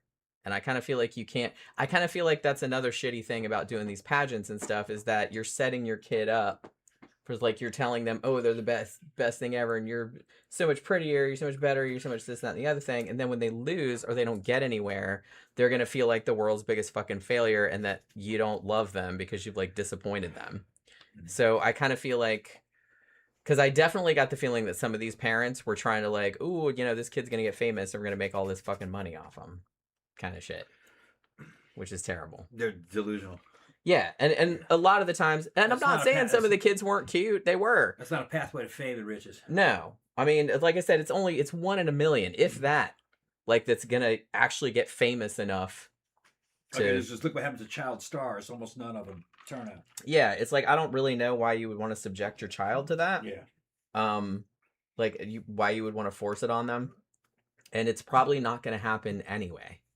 Because look, there's a lot of cute kids out there. There's a lot of talented kids out there. There's a lot of talented people out there. And it's just, for 99.9% of the people, it's just not going to happen. And it's like, you can't feel like a huge failure just because you didn't get super famous, because it's like very, very rare that that's going to happen. Especially back then, what we're talking Well, and especially back then. And it's not, and that's the thing too. Anybody can get a following if you're talented. You got a fucking Instagram and YouTube fucking channel and shit. They got people that are just singing. They're not famous. Yeah. But they kind of become famous on YouTube. You're not going to become rich, though. I don't think. No way. Not like it was. Age. Yeah, and I think that Too some much people still want that, but like I said, there's just way too much competition, because there's, like I said, there's a lot of talented people out there. Yeah. And what you have to think too is that it's not just, you're the best looking or you're the most talented, you sing the best or whatever. It's all have to do like what and like, are you in the right place at the right time? And there's a bajillion factors, and also that a lot of them that don't even have to do with you specifically. Yeah, and all those people made all that money back then because there was only a few television channels and there was only a few radio stations, so you could you could channel everybody through a very small little bottleneck and make millions of dollars. But it was very few people. Yeah, Internet's opening it up to everybody. Yeah. Which is good. That's good. Yeah, that's good. Everybody can find their audience. It's harder to make money. You're never going to be rich. But you can maybe maybe make a living. Squeak by a Don't quit your day modest job. living. Yeah. But they didn't have to quit their day job either. They quit their day job after they hit the jackpot. Yeah, because really, I think maybe there's been a couple of people. Who was that fucking... now I can't remember who it is. But I know there was like some actually quite famous like pop star that did start out on the pageant circuit. But I was actually surprised because I didn't know that. I was like, oh, no way, I didn't know. It wasn't Beyonce, but it was like... Well, they could have started there, but then they went down to drama. But yeah, Drama it's and something like choir that, and shit and like it's that. because it's unusual to think of. Like I A lot said, of there's singers come from choir. yeah, I church mean, choir. there's a whole Yeah. circuit of pageants, and you very rarely hear of like some big breakout child star Yeah. from that. No, they're gonna go from fucking that into either choir or drama in high school. Better, I would think, And better then to they go go the on. drama and Drama. singing route Yeah, you're right. than pageants. Right. You don't need pageant. You can go right Because to drama. starting out as kids pageants, I feel like Yeah. you're just going to be stuck in like the pageant ghetto. Like you're just Yeah. going to be, maybe you'll grow up and be Miss America, but I don't even know who Miss America is this year. Yeah, who cares? And I'm sure most people don't. Yeah. You know, I know it's a thing and like you can make money and shit like that, but it's just kind of like if you want to be a movie star or a TV star or something like that, it's probably better to just go acting classes. Yeah, what would be better than pageants if you wanted to make money as something like that would be, if you were here in the United States, to become a cheerleader, a professional cheerleader for those teams. That's dance. Yeah, they make okay and money. They make pretty good money. They make pretty good money. You know, and And they're good they need a lot of them. and there's good athletes. They're good athletes too. Yeah. I feel like it's kind of shitty the way, especially cheerleading, what they do nowadays. And even cheerleading when I was in high school, like people kind of shit on cheerleaders and stuff like that. I'm like, that's like acrobatics and shit. Like those are also athletes. Yeah. I feel like they're not really seeing that. Maybe it's better now, but I feel like they weren't really. I once saw a video made by a Chinese woman who had moved here, and she was watching fucking her. She was videotaping her kids at school and was looking at the cheerleaders, and she didn't like that at all. She says this is a waste of time. People in the comment section says you don't realize how much money the sports industry makes because the Chinese can't think along that lines. A professional cheerleader, if they're on a professional, say, football team, I think they make six figures. That's not bad. Yeah, I mean, that's good money. Making a lot more money than me, that's for sure. But yeah, it's just They probably date athletes too.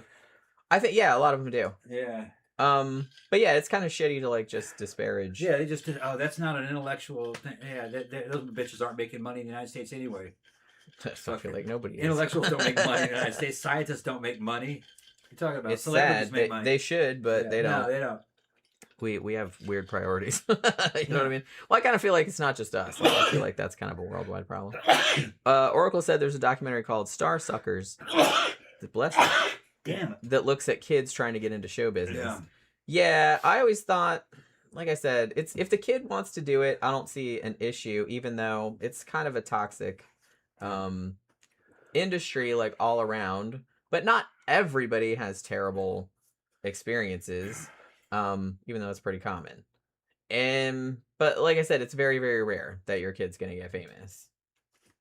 Although, who knows? I mean, there's a lot more media nowadays than there used to be. I mean, look at all the streaming services and all of them make their own original shows and shit like that. So there's a lot more opportunities, I guess. But I don't know. Like I said, if I don't have kids and, you know, I'm too old now, but it's just kind of like if I did, I wouldn't force it on them unless they really, really, really wanted to do it. And even then, I'd still be kind of like, are you sure?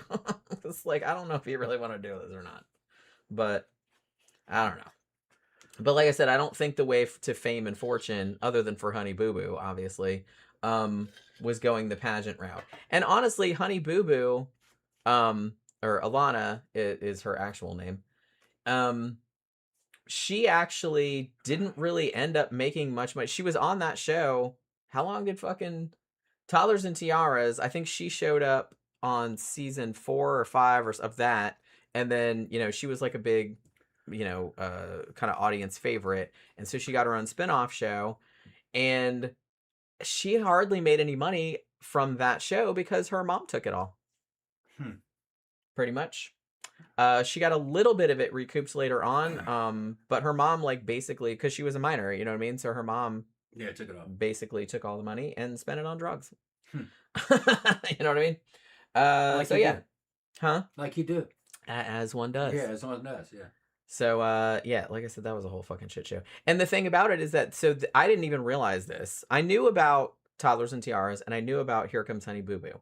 I didn't realize there was also a couple spin-off shows with Mama June. Like Mama June, Family in Crisis. Mama June, From Not to Hot, I think was one that they did. And then there was another one, too, like Road to Redemption or some shit like that, like after all the bullshit about her came out. So she got her own like 3 seasons of like spin-off show, like Mama June did. So people loved watching this fucking train wreck, man.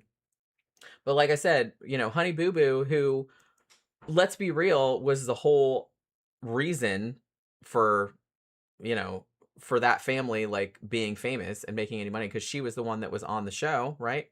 I mean, her family was on there too, like, but she was kind of the main draw, I guess, because everyone thought she was cute.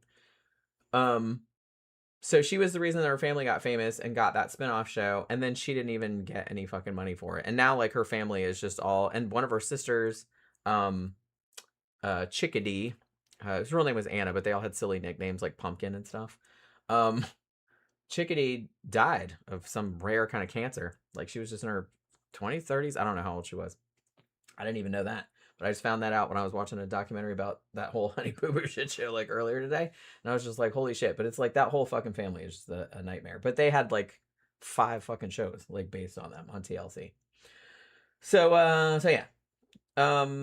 So when Toddlers and Tiaras was like kind of at its peak, I guess, like I said, this whole industry, like the child pageant industry, was worth about $5 billion a year, about 5,000 different events like around the country. Like I said, it's not really a thing in other countries, I guess. Happily, it's just us. Sorry, I know we're terrible. And as I said, I kind of feel like it sort of glamorized. Yeah, it kind of played up a lot of the conflict and everything like that, and all of the drama, because people love that. But the whole princess by proxy thing, where these moms were clearly using these kids as a way to make money or to validate themselves, or, you know, because, you know, like I said from before, I don't like to shit on people's appearance. I don't, because it's shitty. But a lot of these moms, you could tell that it's like, some of them were, you know, just fine, just good looking women. But a lot of them were, you know, you could tell that they were kind of like living through their kid, you know, because they're just like, well, they don't really look so good anymore. They're older, they're really overweight or whatever. And so they're just getting that validation at one remove by this, everyone looking at their kid and being like, oh, look how cute the kid is, and like all this other kind of shit. So one of the things that Toddlers and Tiaras and then Honey Boo Boo kind of popularized, and this is a very common thing that goes on in the pageant culture, that I kind of think got attention mostly because of the Honey Boo Boo thing, was that her mom, before she would go perform, would give her something that she called go-go juice.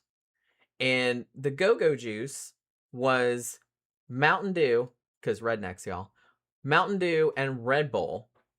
They're giving a little kid a big thing of Mountain Dew and Red Bull and calling it go-go juice.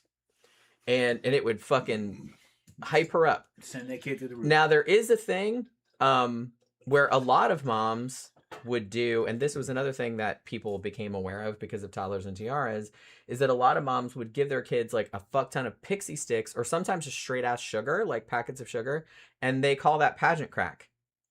Like, so they would give the kids, like, before they went on stage, they would just chug, like, all these fucking pixie sticks. If you're not from the United States or you don't have pixie sticks where you are, it's basically just, like, this long tube of, like, paper. Colored sugar. Rolled paper. It's pretty much sugar with just different colors. Think of it as a straw. Yeah. A paper straw with a stripe going across it. And inside there, it's basically Kool-Aid mix. Fruit-flavored sugar.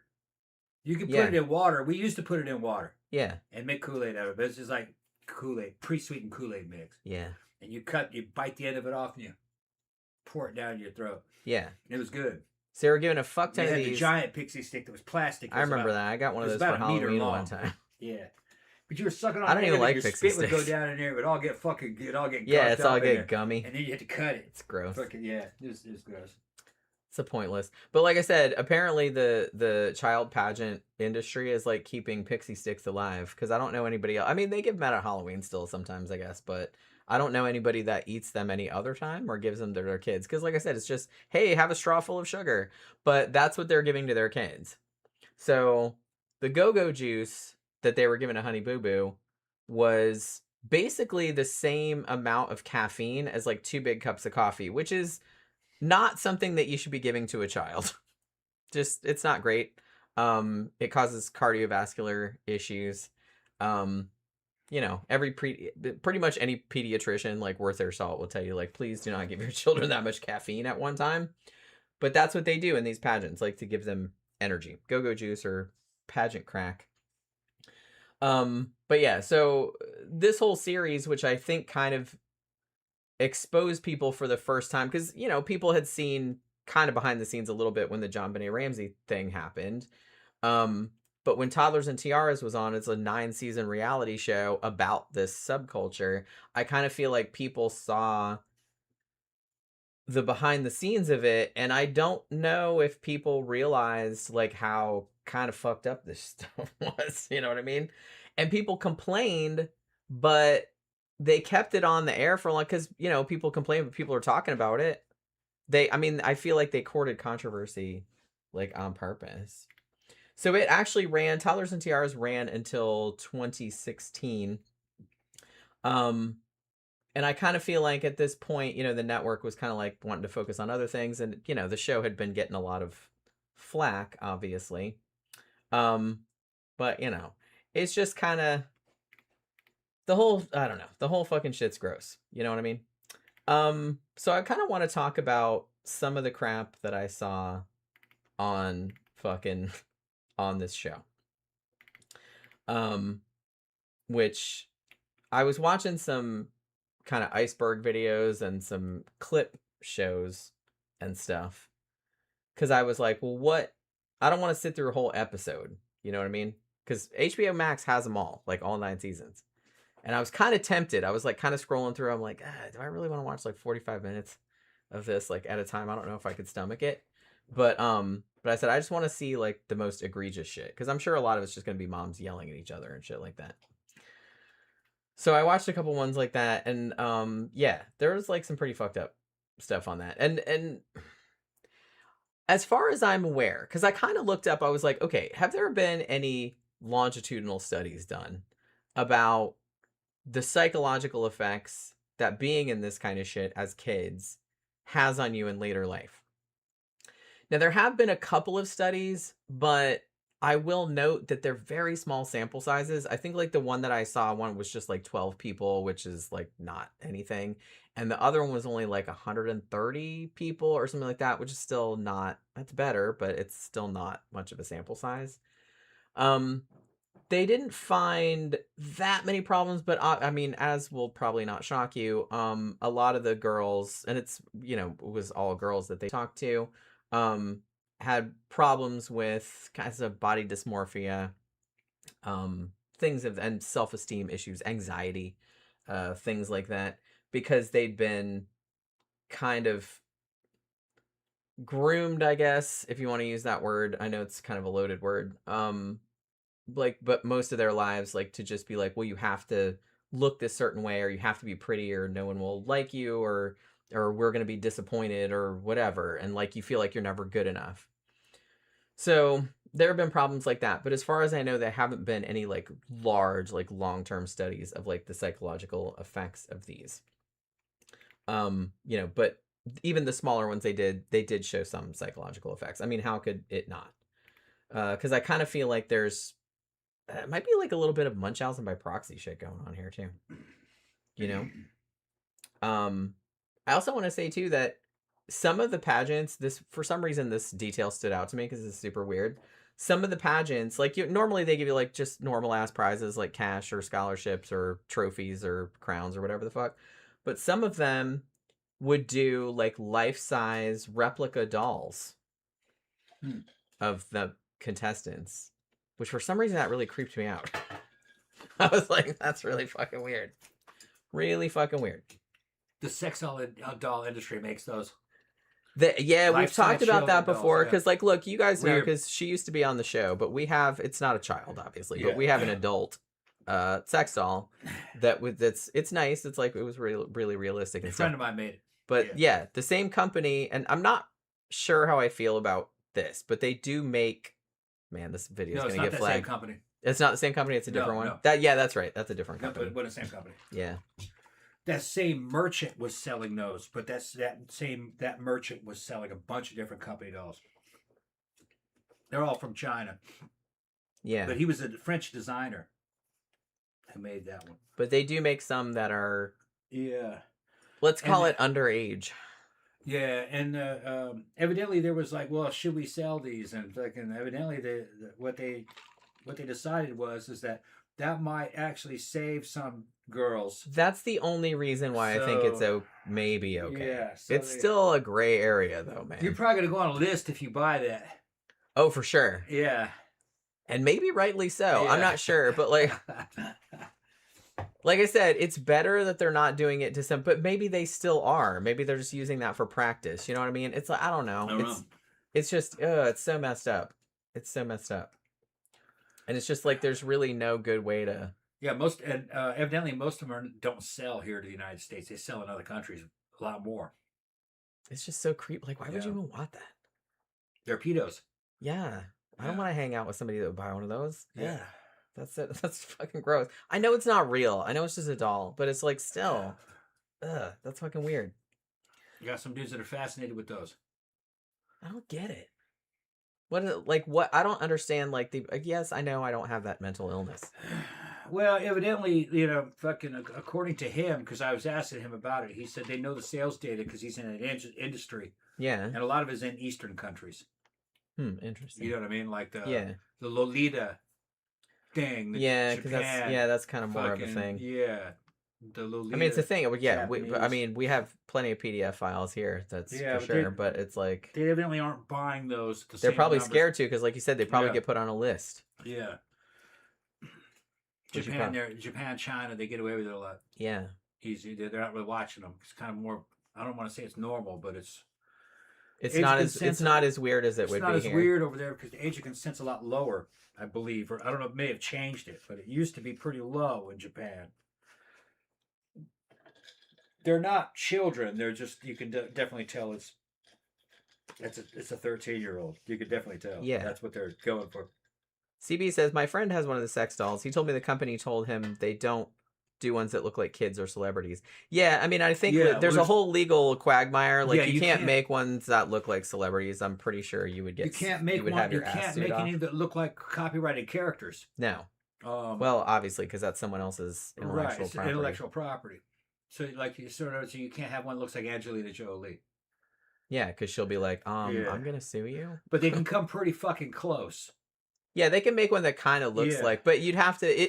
I guess it would be just like, they have to change like if you sample music or something, right. Like it has to be like a percentage, and they have to have somebody judge. It's like, well, one of the companies makes a Tomb Raider one, a Lara Croft one, and they have a couple different versions of it. One version is kind of like a video game version, and another version is an Angelina Jolie version of that. But you can tell it's not quite her, but that's what they're talking.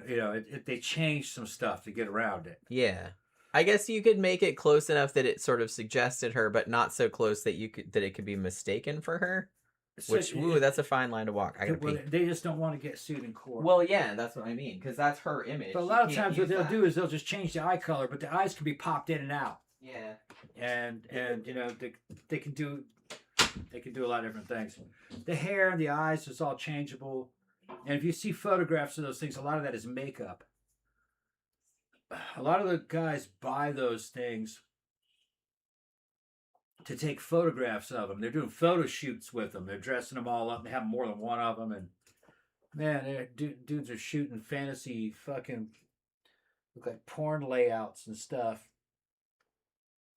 And, it's dolls. You probably wouldn't really know it was dolls, but if you looked at just the photographs, but they're all over X, like Twitter. There's a whole community of doll sexuals, which are dudes that just have sex with dolls. And they're young, most of them. Gen Z. So it's not Gen X or anything. It's not dudes my age. It's real young dudes. And they're all across the world, and they don't have any. They tend. I kind of psychoanalyzed them through the French dude that I know because I've asked him a bunch of questions about that scene. Those doll sexual dudes tend to just kind of take the path of least resistance. They're in countries where women dressed very reserved because it's kind of dangerous. So they like over the top showboat sexuality. They tend to only mess with dolls, or they'll go to places like Thailand and stuff and mess with hookers, because that's the kind of women that turn them on. They don't like real women. They like performative, showboaty, artificial stripper, hooker, doll, porn. Yeah, like exaggerated. Exaggerated, yeah. Bimbo type characters. The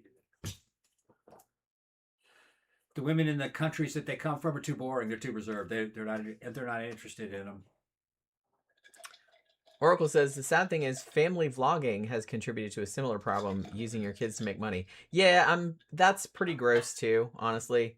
There's a whole subculture of, we should maybe do a show about that one of these days, of like family vloggers or mommy vloggers, and their whole channel is about their kids or their family, and yeah, they get a little weird. I'm not a big fan of like exploiting your children for money and like putting them on video, because like I said, a lot of them are too young to consent to that, and then when they get older, like all that shit's still going to be on the internet, you know what I mean? So they're going to go back and watch all of this shit. And that was another thing that I saw too, like with some of the girls that have been on Toddlers and Tiaras when they were little, and they're grown now, and then they'd be like, man, that's like, you watch this show, it's all still up there, and there's like close-ups of me like eating, like they're implying I was too fat and she wasn't fat and all this other kind of stuff, and it kind of fucked her up, and people are still kind of giving her shit about it, even now, like this many years later, because she was known from that show. So it's something that kind of follows you because it was a TV show and you can still watch it, and then you can find them pretty easily because you can find them on social media or whatever. And that was another thing too. It's like, it's not only just PDF files that you're exposing your kids to, but you're also exposing them to criticism online. I mean, because people, get behind the keyboard and it's like they're calling little 4-year-olds like, look how fat she is. And I was like, you know what I mean? It's like shit like that. That's gonna fuck you up. Like, it just getting like, people say horrible stuff to these like little children, and you're just exposing them to that also. So not great. Yeah, CB said Mama June turned a blind eye to her boyfriend being a child molester. Oh yeah, I'm gonna talk about that when I talk a little bit more about Honey Boo Boo. But yeah, so these were just some shit that stood out to me. So there was one incident. I don't remember if this one was on Toddlers and Tiaras or this was just like another one that I heard about.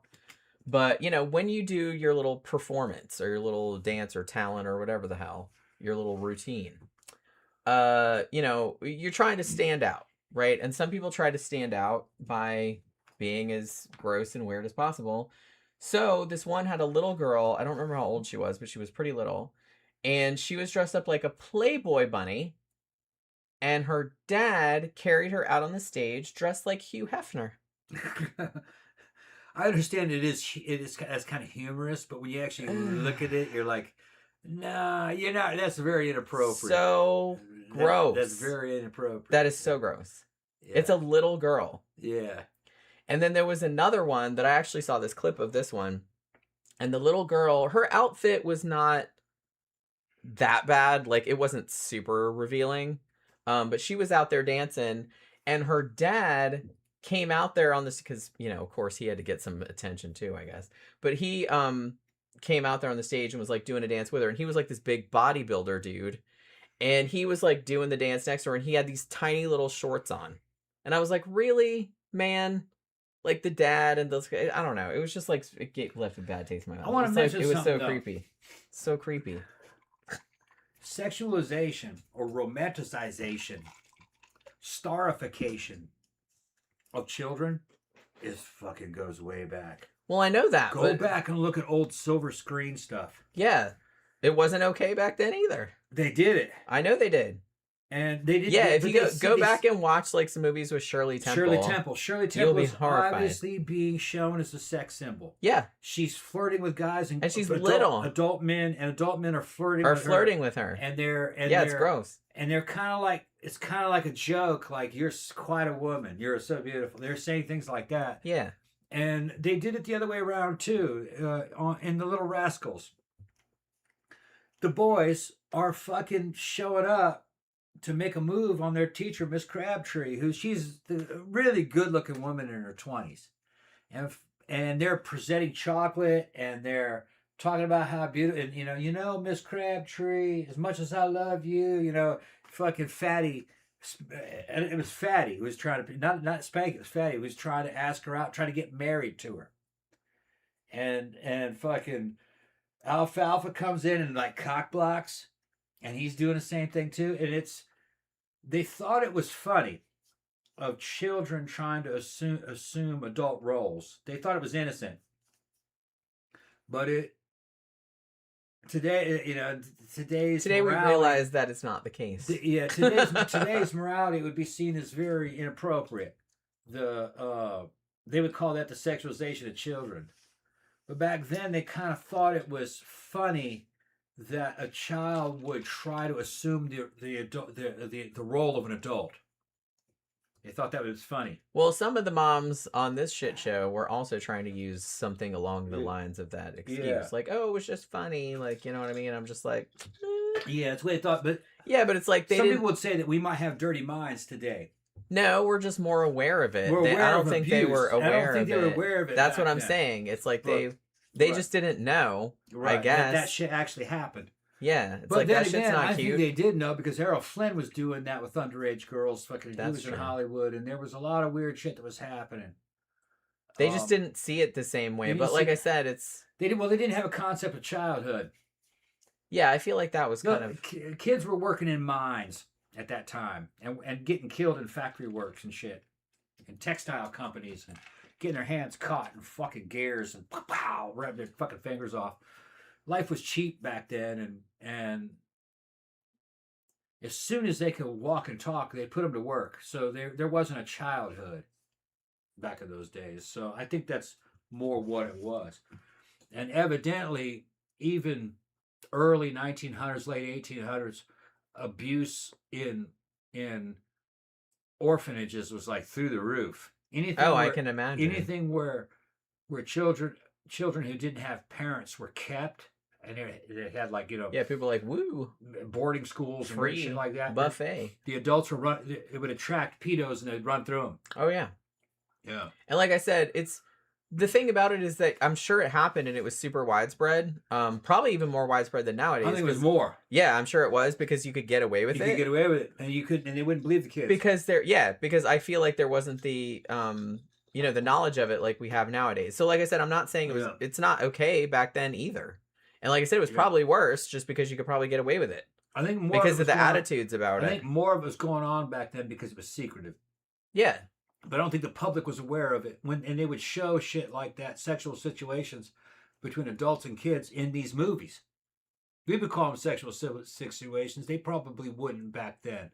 But a boy asking a teacher to marry him and that he'll take care of her and all kinds of weird shit, he's going through the motions. Nowadays, they would sexualize that. They says that's a sexual situation. I mean, I guess it would depend on how it was done, but it's still really creepy. Watch Little Rascals. Yeah, it's just creepy. Watch Little Rascals. And, they're definitely going on dates, and Waldo's taking fucking little what's-her-name on a ride on his boat, and she's got her high skirt, and they're kind of like, and they're drinking champagne together. Yeah. Nowadays you could say that's dating. Yeah, you wouldn't really do that shit nowadays. Like I said, there's kind of a fine line because... even now, nowadays, like, I kind of feel like, a kid, like, doing something like a grown-up would do. Like, like a little boy, like, pretending he's shaven like daddy or something like that. Like, that's just cute. You know what I mean? That's, like, just innocent. In the 70s, there was a whole gangster movie of the 20s gangsters and shit. Yeah, Bugsy Malone. And it was all little kids. Yeah. Made a gangster movie. I remember that. And that they were all acting as adults. And people were married and shit like that. I haven't seen that in a long time. I wonder if it holds up. I should write that down because I saw it a long time ago. I don't remember a single. As a kid, I liked it. I don't remember a single fucking thing about cool. it. They had fucking Tommy guns, and did they have pedal cars? They looked like something like that. They looked like it's fucking been Model T's and shit. They were, yeah. I was just thinking about it the other day because I think when I was scrolling through one of the things I saw. Movie. But yeah, so. I can understand, but yeah, if you see stuff from that era, like with Shirley Temple and stuff like that, like nowadays I'm watching it going, Jesus fucking Christ, you know what I mean? What the fuck were they thinking back then? But it's just, I think that there wasn't the widespread knowledge. Like it absolutely happened, and if anything, it was probably worse than nowadays because there wasn't widespread knowledge, so you could just get away with it more. And I feel like people were just kind of more, whatever, like they're laissez-faire about it. But because more people are aware of it nowadays and are aware of the long-term effects of it, um, it wouldn't fly nowadays. It's rightfully it should not. I really don't think it shouldn't. And like I said, it wasn't right back then either. Just because they didn't know any better doesn't excuse it. But yeah, there was some absolutely like fucking cringe shit back then that went on. But yeah, so I was super grossed out by the Playboy Bunny and Hugh Hefner thing. That is like so fucking. And I don't remember how. The girl was little because she had to be carried out. So I think she was like a literal toddler. Like she was like 2 or 3 maybe. Maybe not even that old. Because like I said, you can be a baby. I don't think it was a baby. But she was pretty little. I can't tell how old kids are really. And also the dad in the little bitty the dad in the little bitty shorts. That kind of like threw me off too, because not only is this dad there in his tiny little shorts with bodybuilder thing, but it also kind of they interviewed the mom in that case. And the mom seemed to say, she didn't say this outright, but this is what she meant. She meant that she's like, well, if he's out there dancing, like all muscly and half naked and everything like that, like maybe the judges will concentrate on that and not on the little girl. So if the little girl messes up or she's not good enough or whatever, then maybe she'll get a higher score just because of her dad being there. Like she said something like that. So I was like, oh, so double whammy. So your bodybuilder husband is not only going out and like taking attention away from the kid, but that's a good thing because in case the little girl messes up or she's not good enough, then it's like maybe she'll get extra points for that. And I was like, that is also gross. One thing that Toddlers and Tiaras got a huge amount of backlash for was this one little girl. Her name was Madison, and she was 4 years old at the time. And her routine was she was dressed up like Dolly Parton. And you can probably guess where this is going. So they put her in like a pink sequined like pantsuit, and they put fake tits and a fake ass on a 4-year-old. Yeah. And even the fucked up pageant moms were like, no, were kind of horrified. They were just like, bro, come on. That's like a little far. Like, because people were like, look, Dolly Parton, we love Dolly Parton, okay? But it's like, if you had to put fake tits on a 4-year-old to like get across the Dolly Parton, let's not do Dolly Parton if she's not recognizable as Dolly Parton without huge fake tits on. A 4-year-old with fake fucking tits on. Yeah. Oh my god. Zach's saying that fucking, Bugsy Malone's one of fucking Jodie Foster's. Yeah, it was. Yeah, it might be. Now, I don't remember if it was Jodie Foster or it was Tatum O'Neal. It might have been Tatum O'Neal. She was in another one called Paper Moon. Paper Moon, yeah. That was a really We might have reviewed that. Really good 20s movie. If I remember correctly. Because I know we watched it a couple years back. I don't think it was Foster. It was Tatum O'Neal. Evidently, during the time when she was, because that's another 20-style movies. She's a fucking, however old she was in Paper Moon, what was he, maybe 12? I don't know. She was evidently showing up at fucking Hollywood orgies. She talked about it. Yeah, like I said, it was pretty common. That was like not common. They're just, whether or not she did anything in them, but evidently that's just how it was. Like I said, it doesn't make it right. 70s. It's just that's just kind of how it was. Yeah, like people just, were if you're in the if you're in the scene, you're in the scene. It didn't matter how old you were; they're all in there. Look at poor partying and fucking. Look at poor fucking Drew Barrymore. She was like a drunk when she was like 12 or something. Yeah, I think she was another one that would show up to Hollywood. I mean, at least she turned out okay, but like you know what I mean. She seems pretty normal, but yeah. And then you had fucking what's his name? The guy that ran off to France.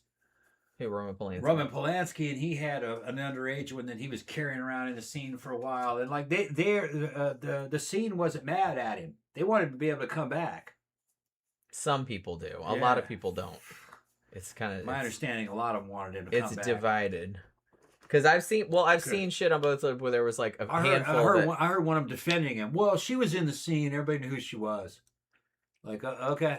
They thought they were the gods on Mount Olympus. They could do whatever they wanted to do.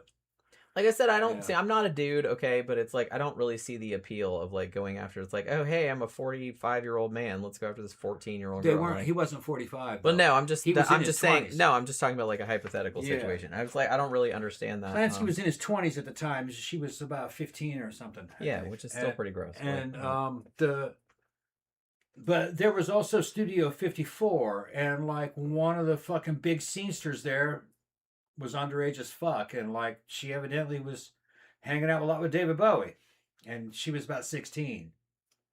Although evidently she didn't look it. She looked like a 20-year-old. well, that's what they always say. Like well, they show pictures of her. They show pictures of her. She and was it's a famous possible. singer. She Look, looks she's about 20. I was watching a true crime show last night, as I do, and it was I think it was People Magazine investigates how I survived a serial killer, which is a pretty good. They just put up the first episode of season 2. It's a good show, actually. And the woman they were talking to escaped from what's his face, the Butcher Baker. We did a show about him, the guy that hunted women for sport in Alaska. That guy, take him up in his plane. Robert Hansen, that was his name. And she escaped from him. And she was hooking at 13. She ran away from home. Yeah. It was a bad situation at her house, and she ran away, and she was in Alaska, prostitute. She was a prostitute when she was 13, and they showed a picture of her. Yeah. From then, and she legit look. I know, like all guys. Oh, I thought she was 18 or whatever. She legit looked like she was like 20 years old. 20 something. Easily. Yeah. And I was like, that's fucking crazy that she was 13. But that's what the picture is. She was. She had a bunch of makeup on, and she's in the club, and you know. Yeah. That's messed up. So and she almost got fucking murdered. So there are some that are like that. They're not. They're doing what they do, but they're not successful because they look like they're 13. They're successful because they look like they're 20. And that was what that one porn star fucking Tracy Lords. Man, I grew up jerking at the Tracy Lords. We didn't know she was underage. I don't think anybody did. Nobody until did. A little bit later. And then she got fucking kicked out. Some of her movies she was over 18, but a lot of them she weren't. They were. And they. But she wasn't like 12. She was like. She was set 16, 17. But she which is still not good, but it's not quite the same. But she was built. She wasn't popular with pedos. She looked like a 23-year-old, 22-year-old. I feel like, well, if you're a PDF file, then you're looking for somebody that looks prepubescent. That's kind of the whole thing. Yeah, flat and skinny. If you look like you're older, then I kind of feel like that's not that's not what they're looking for. No, but like, her shit's so out gross, but whatever. And Tracy was cute, man, and she was in Blade and everything. She looked great. She was, and evidently she was very cool. She was a very cool chick. She just had a drug problem during that time. Well, a lot of people wanted money. She came from poverty, and she wanted to have nice clothes. And she fell in with some people, and they making movies. She didn't fucking a whole lot of people. She wasn't a hooker or anything. She was fucking the fucking same 10 guys over and over again. Zach says, a show about rock and roll groupies would also be fun as fuck. I agree. That actually would be a good show. So what was the name of that one chick who was famous groupie? Pamela DeBar. Yeah, that's right. I remember her. Whatever happened to she was what they call her, the master caster, because wasn't her thing that she would make casts of like all the famous dudes like dicks, yeah, like or their whole pelvis, because wasn't she like a sculptor or something like that? But I think she would make plaster casts of them. Was that her? It sounds familiar. I remember. Yeah, that's like a weird detail that I remember. I saw it like back in the 80s, like on MTV or something. Like somebody talking about it. A woman that did that. I think that was her, but it might not be. I might be conflating. But I remember Pamela DeBar. I remember her being like kind of a famous groupie. But I did write it down because that actually might be a fun show to do. So yeah, the Dolly Parton thing. I will say that in that situation, the little girl Madison that was in the Dolly Parton outfit, her dad later divorced the mom and sued for custody of the kid because he claimed that the mom was exploiting the kid and pointed to that as well as some other things. And he won. So, because pretty much all you had to do was show that clip and it's like, yeah, this mom has made some questionable life decisions. So yeah, so they gave the kid, I don't know how it turned out like after that, but it was a pretty like high profile custody battle. And they talked about it because it had been on the show. Also, this isn't necessarily, I just thought this was so weird. This isn't even necessarily like about sexualization of kids. But there was one episode, I think it was like 2 or 3 episodes of Toddlers and Tiaras, and the pageant that they were doing was like bring a pet or something. And I kind of laughed because the rules said, this from the clips that I saw, that it's like you could bring an animal, like, a dog or cat or a turtle or whatever the fuck, you know what I mean? But it specifically said in the rules that the pet had to be under 40 pounds, right? I mean, for obvious reasons. So this one mom and her kid, they bring a whole ass zebra. I think it was a zebra or something, like, or something. Well, shit, that's not 40 pounds. Exactly. And then they called her out and be like, what the fuck? You got a whole ass zebra. She's like, well, I just wanted to stand out. It says right here in the rules that you can bring whatever. I said it also, and she read it, 40 pounds, but she was like arguing that she should be able to have the zebra. And they're like, do you see that a zebra is more than 40 pounds? Yeah. And she's reading it and doesn't seem to be comprehending what she's reading. And it's just like, it was blowing my mind. It's like, is this woman fucking retarded or what? I don't get it. Trying to get you to forgive that fact. Oh my God. I'm just like, you can't bring a whole ass zebra like to a Hilton hotel. They're talking about a regular pet. Yeah. And not a big dog. A big dog way more than that. Yeah, it would weigh more than 40 pounds. Yeah. But this one family brought a goat, which fair enough. People have goats as pets. The goats are hilarious. Pooped everywhere. Yeah. In like the ballroom. Oh, of course. And all of the other pageant moms were like, gross, man, like clean the goat poop up. And for some reason the mom would not, and she got really hostile about it. Yeah. Like, chill the fuck out. And they're just like, clean up the goat poop. Duh. And then she goes to her daughter, who was in the pageant, like in her little outfit. Oh, well, all these other moms want to see a fucking Cinderella story, so why don't you go clean up that shit?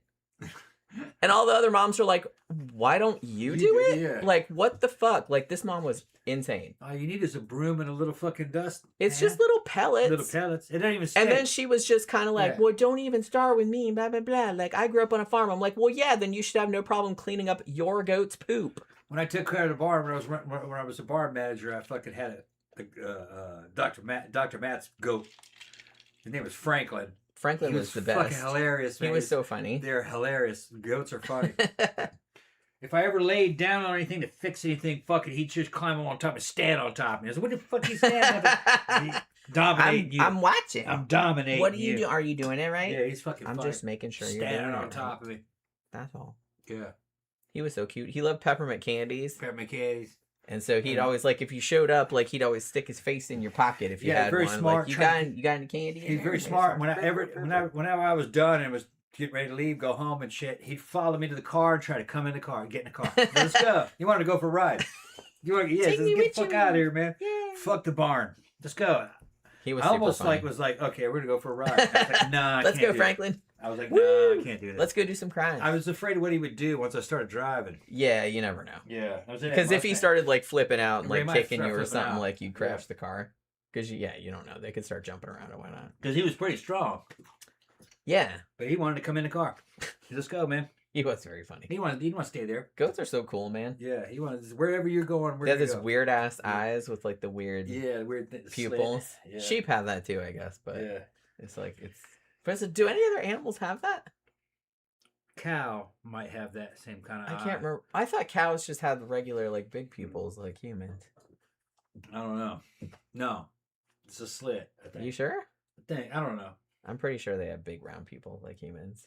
I think sheep and goats are the only ones. I mean, there might be other ones, but I thought they were the only ones that had that sideways. I wonder what I'm gonna have to look up the evolution. He was very intelligent, very communicative. Goats are super smart. He liked to communicate stuff. Goats are super smart. He tried to negotiate. Yeah, but yeah, that just blew my mind that like they brought the goat and then got mad when the goat pooped everywhere and people expected them to clean it up. Yeah, and then she was like staff to clean it up. Yeah. Like the entitlement of these people is like fucking blowing my mind. Yeah, let the peons clean it up. Yeah, it's like I'm too good to like clean it up. Yeah, like we got people here for that. Yeah, I don't get paid to clean it up. Yeah. Yes. I hate people like that. So remember how I said earlier like about dressing kids up like hookers and you kind of laughed and I said no, there was a literal example of that. So one of the girls on Toddlers and Tiaras was 3, and she was named Paisley because of course she was.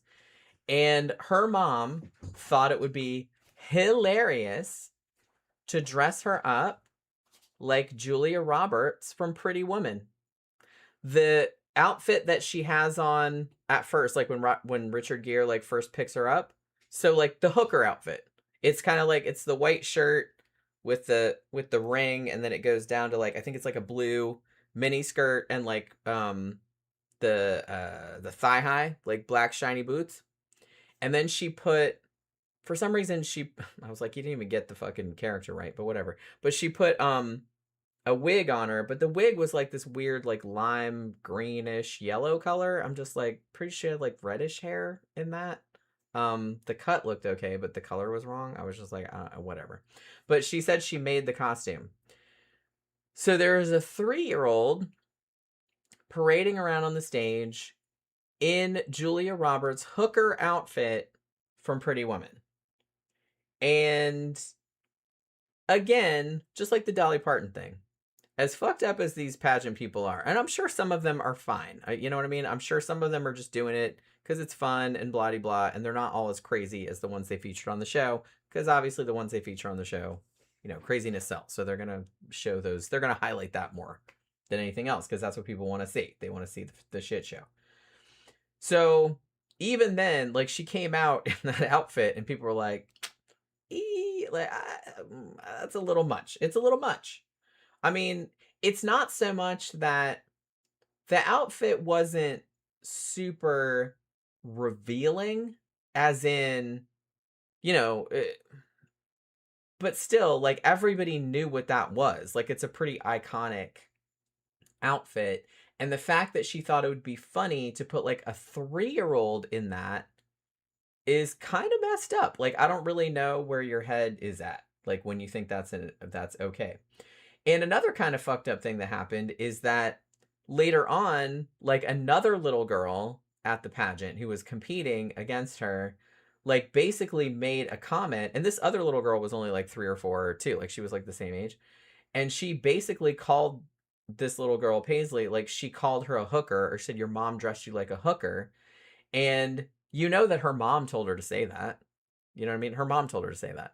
Like, oh, go call that other little girl a hooker. Which, like I said, fucked up. That's fucked up. Why are you doing that to your kids? I don't know. This is terrible. Like, these people should not have children. Seriously. So again, there was a huge backlash in the media about this. It's like, hey, let's not dress 3-year-olds like hooker characters from movies. Thank you very much. That shouldn't need to be said, but sadly it does. You know? Some people need guardrails. Evidently. Like I said, it seems like that wouldn't even occur to you. It wouldn't occur to most normal people, I'm sure. Why would you think that was a good idea? I don't know. But yes, she did it. And she got a huge thing. And she really didn't seem to see a problem with it. She's like, oh, come on. It was just funny. Like, she got all this attention, right? And that's really all that's important, I guess. And when she did the next, because she was still on the show, they didn't kick him off. When she was on the next episode, when they were at another pageant, it seemed like, I don't want to say she doubled down because she didn't go as crazy as like Julia Roberts' hooker outfit. But the next outfit she dressed her in, she's like, oh, I'm doing a biker thing this time. And the outfit that she wore was, I would call it slutty biker. It wasn't like, again, super revealing, but like she had a leather jacket on, but then when she took the leather jacket off, it was like this little red kind of a bodysuit that was like off one shoulder. And then this part was all fishnet. And then there was like a what do you call it? Like a little tulle, like a ballet tutu type of thing. But when she was doing her routine, she pulled that off like a stripper. And then like on one leg was like garters. And I'm like, you're putting like a garter belt, like a little garters, like on a fucking 3-year-old child. What the fuck are you doing? So it seemed like she was just kind of like wanting to go like edgy. So like she almost kind of doubled down on it. Like, hey, you thought that last outfit was slutty? Look at this one. You know what I mean? I was just like, what the fuck, lady? I don't get it. You know? But I mean, so there's that kind of shit. And then there was also just stuff where with these parents, mostly the moms, would just kind of like crush these kids' self-esteem. There was this one little girl, this made me so sad. there was this one little girl, I can't remember what her name was, but the mom looked like, oh my god, the mom looked like the platonic ideal of a Karen. She had the haircut and everything. She wasn't, well, I feel like the platonic ideal of a Karen is, who was that bitch that was on, that had all those million children, that had that reality show? The fuck was her name? Which one? I'll think of it in a minute. Kind of feel like when people talk about a Karen, they're talking about that woman, but I can't think of what her name is. I'll think of it later. Kate something. John and Kate plus 8 at that show. I can't remember what her last name was. They think of that woman. But this woman was kind of like a heavy set, blonder Karen. And she would say shit to her kid, because her kid was, you know, she had some of her baby teeth had come out and they were growing back in. So her teeth kind of looked a little, you know, they were far apart and some of them were half grown in. Shit, like, you know, she's a kid. That's what kids' teeth look like. And so every time she was taking pictures of her kid, like her kid would be out like posing like on the playground or whatever. And it's like, well, don't smile. You look like the fucking Joker right now. And the kid had internalized it because she's like, well, you need to wear the flippers. The flippers are those fake, you know, the fake teeth. You just slap them over. It's like a little plastic doohickey that looks like perfect white teeth. And you just slap it over the actual teeth. You know what I mean? And that's what they do. And so she's making this kid wear the flippers because she's like, well, you look like a jack-o'-lantern, like, if you don't. And this little girl was saying stuff like that. Well, I have to wear the flippers. I don't really like to wear them, but I like to, you know, but otherwise I look like a jack-o'-lantern. Like, and you could tell that she thought she was ugly because her mom was like fucking. Oh, and she also said, I don't want to look like a jack-o'-lantern because jack-o'-lanterns are fat. She said that too. I'm like, that's charming. So, yeah, that's really nice. What is way to fucking, like I said, this kid's therapy bills are just gonna be through the fucking roof when she gets older. Also, there was a couple, and I think this happened more than once. It was an 8-year-old kid, and I think it was also a 5-year-old kid, where the moms were injecting their faces with Botox because they supposedly had wrinkles. Yes, an 8-year-old Damn, has Botox fucking wrinkles. No, I'm afraid not. And like I said, I saw the kid, and it's like the kid, it's a kid. She was like 8. She doesn't have fucking wrinkles. She's injecting Botox into this kid's face. And she wasn't taking them somewhere to get it done. She was buying Botox herself and doing it herself. Injecting Botox into her 8-year-old's face. And I think there was a 5-year-old that they were doing it to too. Like, what the shit? Also, there was a 5-year-old girl, and they took her to get her eyebrows waxed. And she was clearly not having a good time. Because that shit hurts if you've never had it done. If you've never had anything waxed, yeah, it's very, very painful. They pulled it out by its roots. Yeah, they put the wax, it's hot, and they put it on there, and then they put the big paper, and then they just rip it off. Yeah. Her skin's all red, it ripped some of her skin off. Shit like that. And of course they interviewing the mom and being like, well, you know, all the pain, it's worth it. Dude, she's 5. What the fuck? And it's, oh my god, it just made me so angry. I was just like, these poor fucking children. You know what I mean? Also, and this was another thing that that Jesse Dean was talking about on his channel. He's like, here's another thing. You know how they spray tan all the kids? I don't know if you know that. You can't be pale. You gotta get the spray tan. And he's like, here's the fucked up thing, is that you go there, he's like, you know, you get there Friday or whatever, because like all the events are, you know, over the weekend. He's like, usually you'll do the interview thing like Friday night, and then Saturday there'll be like a whole day of events, and then like the last one's talent, and then Sunday like they do the crowning, like all the winners and stuff. So it's like I said, it's a whole weekend.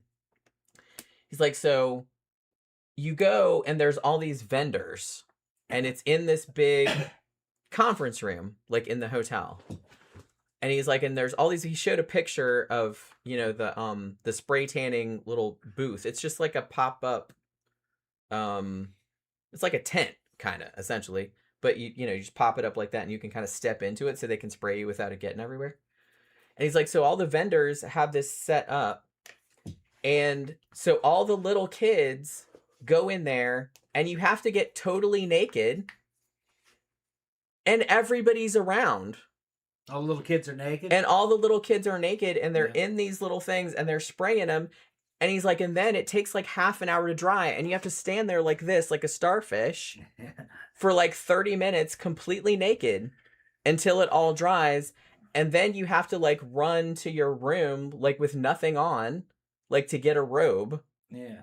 Like, so and the little kids have to learn body yeah, positivity. and he's like, here's the fucked up thing. He's like, other people, all the vendors are there. Yeah. The kids' dads are there, like middle-aged dudes. Yeah. Like the kids' like older brothers are there. Yeah. It's like everyone's just looking at you, like all these naked little girls. Yeah.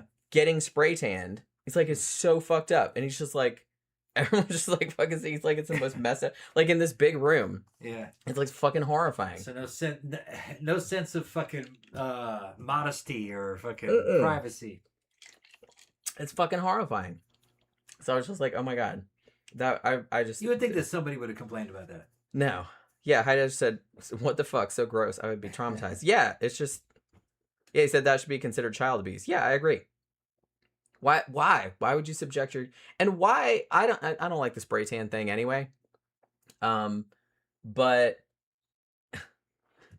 Jesse Dean was like, it was funny because he's like the first time him and his mom like went to the thing, he's like, I didn't realize that everybody was doing the tan before, because that was kind of what you did. He's like, it was our first one, we didn't really know what we were doing, and he's like, but it was traditional, everybody goes and gets spray tan and then you go and do your interviews. So he's like, so I didn't even know that I had to do that, and so I just went my pale ass in there, but whatever. But he's like, the next time they made me do it, but they're all spray tanned. And I actually saw on one of the I think it was on Toddlers, I can't remember if it was on a clip from Toddlers and Tiaras or another documentary that I saw, but they showed this little kid, like a toddler, and they're just like rolling and the kid was screaming their head off, and they were just like rolling this shit like all over the kid, and I was just like, why the fuck?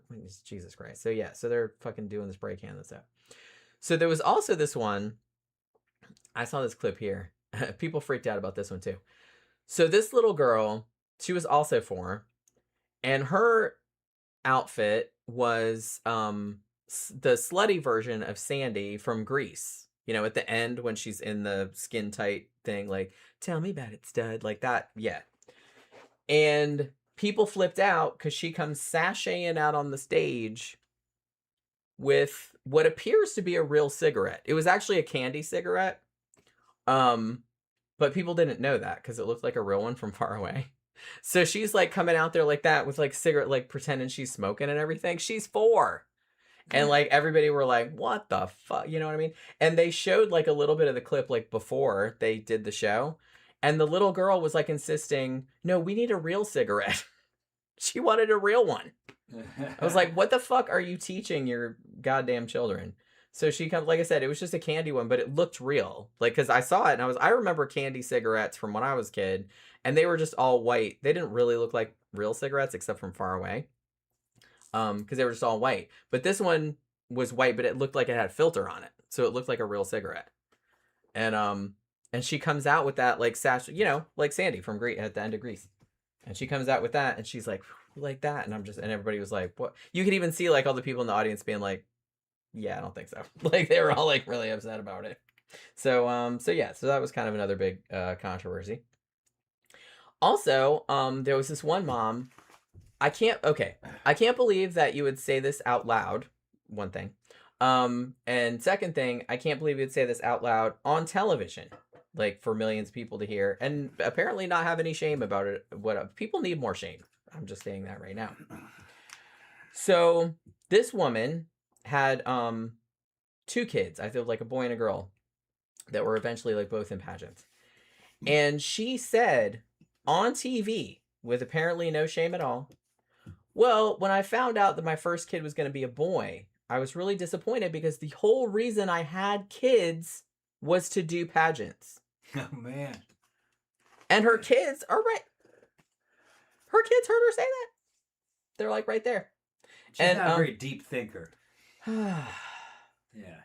The whole reason she had kids, she's like, but then I found out that boys could do them too, and then it was okay. But I think then she had a girl later on, and then the girl would. But I was just kind of like, can you imagine saying that Can you imagine being that kid and being like a few years older and like hearing your mom say that about you?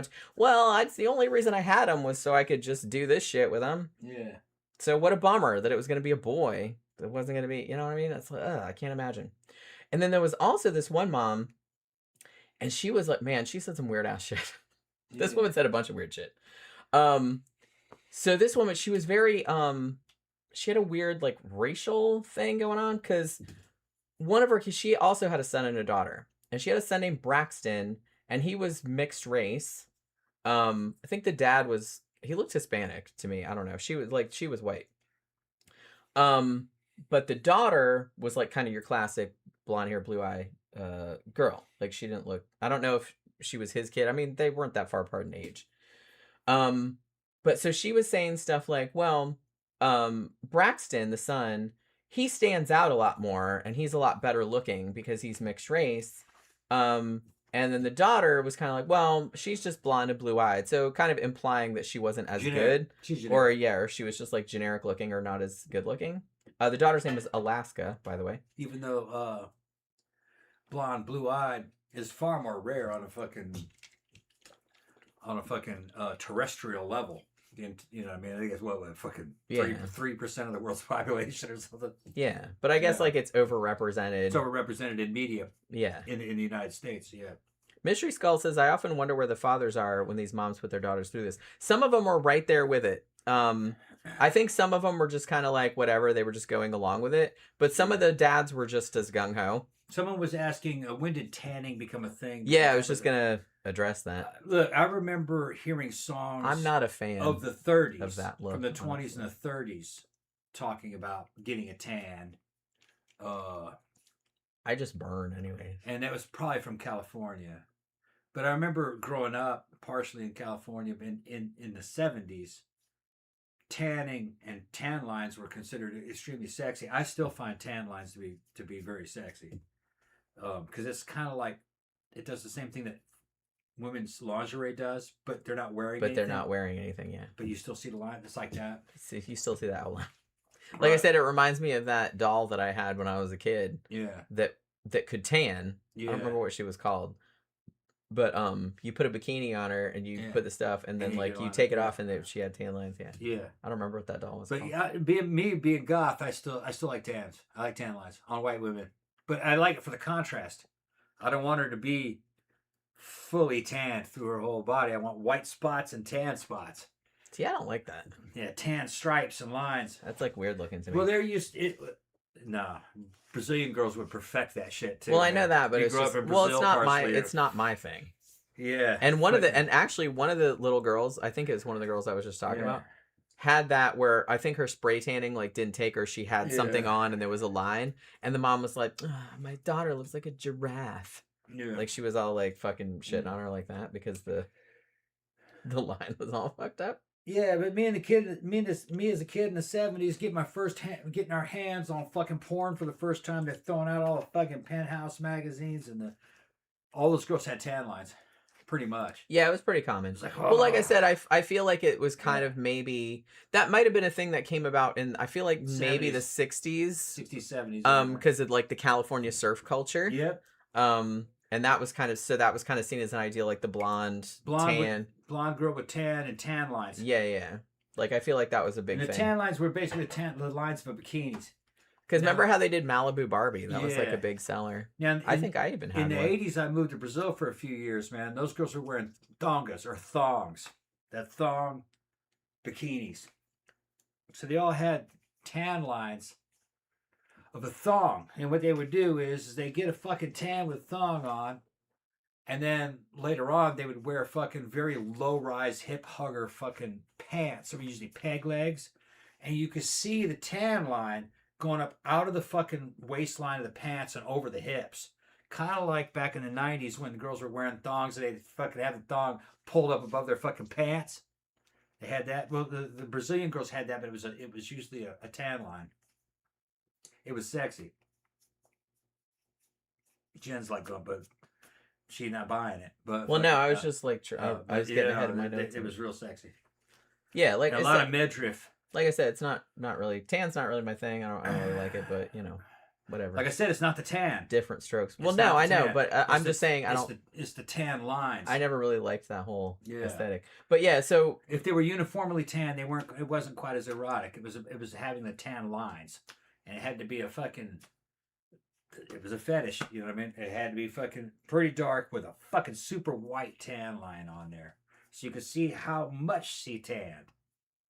And it was like it's like she had lingerie on without wearing anything. Yeah, I feel like people don't do it much nowadays. They don't do it anymore. It's out of style. Well, yeah, it's out of style, and also it's really not great. They had to work to get it, like laying in fucking that was some of the thing like that. Pretty much all the girls in these pageants, pretty much all of them were spray tanned. Yeah. Some of the moms would force the daughters to lay in tanning beds, which is also not great. You know what I mean? It's just a shit show. It's not super healthy for your skin long term. You can do it short term, but you just but like I said, if you just keep going, I mean, you're gonna look like a leather bag. By the time, by the time those girls are in their 40s, if you keep doing that, you're gonna look like tanned leather. It's a real. And I've seen it. Like skin isn't very elastic. You know, I grew up in Florida. Yeah. And you know, so a lot. But I had the pale aesthetic. So my parents took me to the beach when I was younger, but I sat in the shade and wore sunscreen and shit like that because I didn't really like that look, even when I was a kid. But I've seen a lot of people that I knew that grew up in Florida that loved the beach and were just out all the time with sunscreen. That's for pussies or whatever, and they look like a leather bag. The thing that started the whole fucking fetish were girls in their teens and early 20s. They were fucking very pale, but they could take sun, and they had tan lines, but that was only for a certain period of time. They were in their teens and 20s. They weren't expected to they're never portrayed as being a 40-year-old doing that.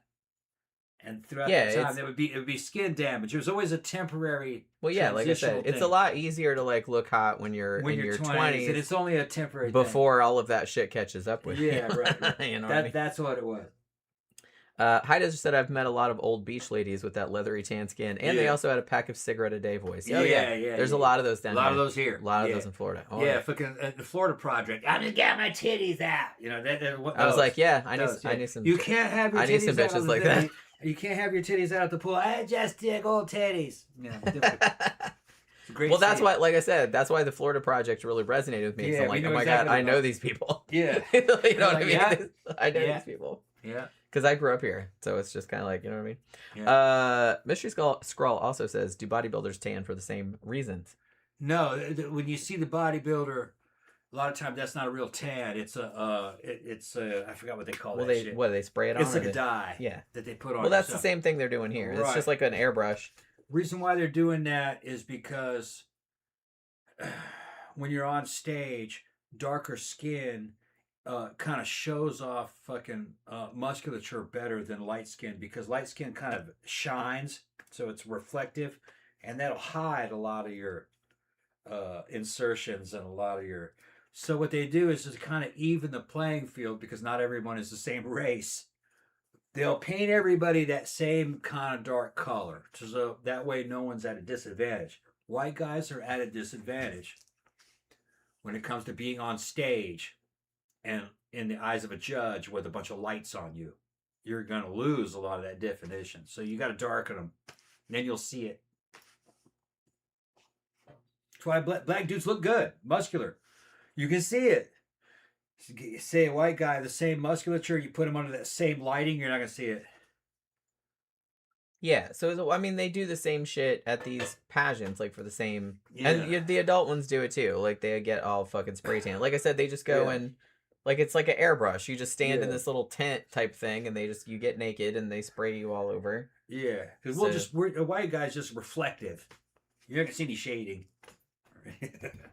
So you gotta get rid of the reflection. Gotta get in there and like fucking draw the abs in there like with an eyeliner. Well, actually, a lot of abs that you would see like in parades and shit. If somebody's dressed as Romans, the abs are drawn on. They're drawn on. Yeah, I know. Even that dude might have abs, but you wouldn't see him at a distance. Well, yeah, they're just trying. Well, they're doing like women would do, like putting darker shit under here, like to make their cheekbones stand out more, like shit like that. They're doing the same thing, like just putting something dark to like accentuate it. Mm-hmm. But yeah, that's very common.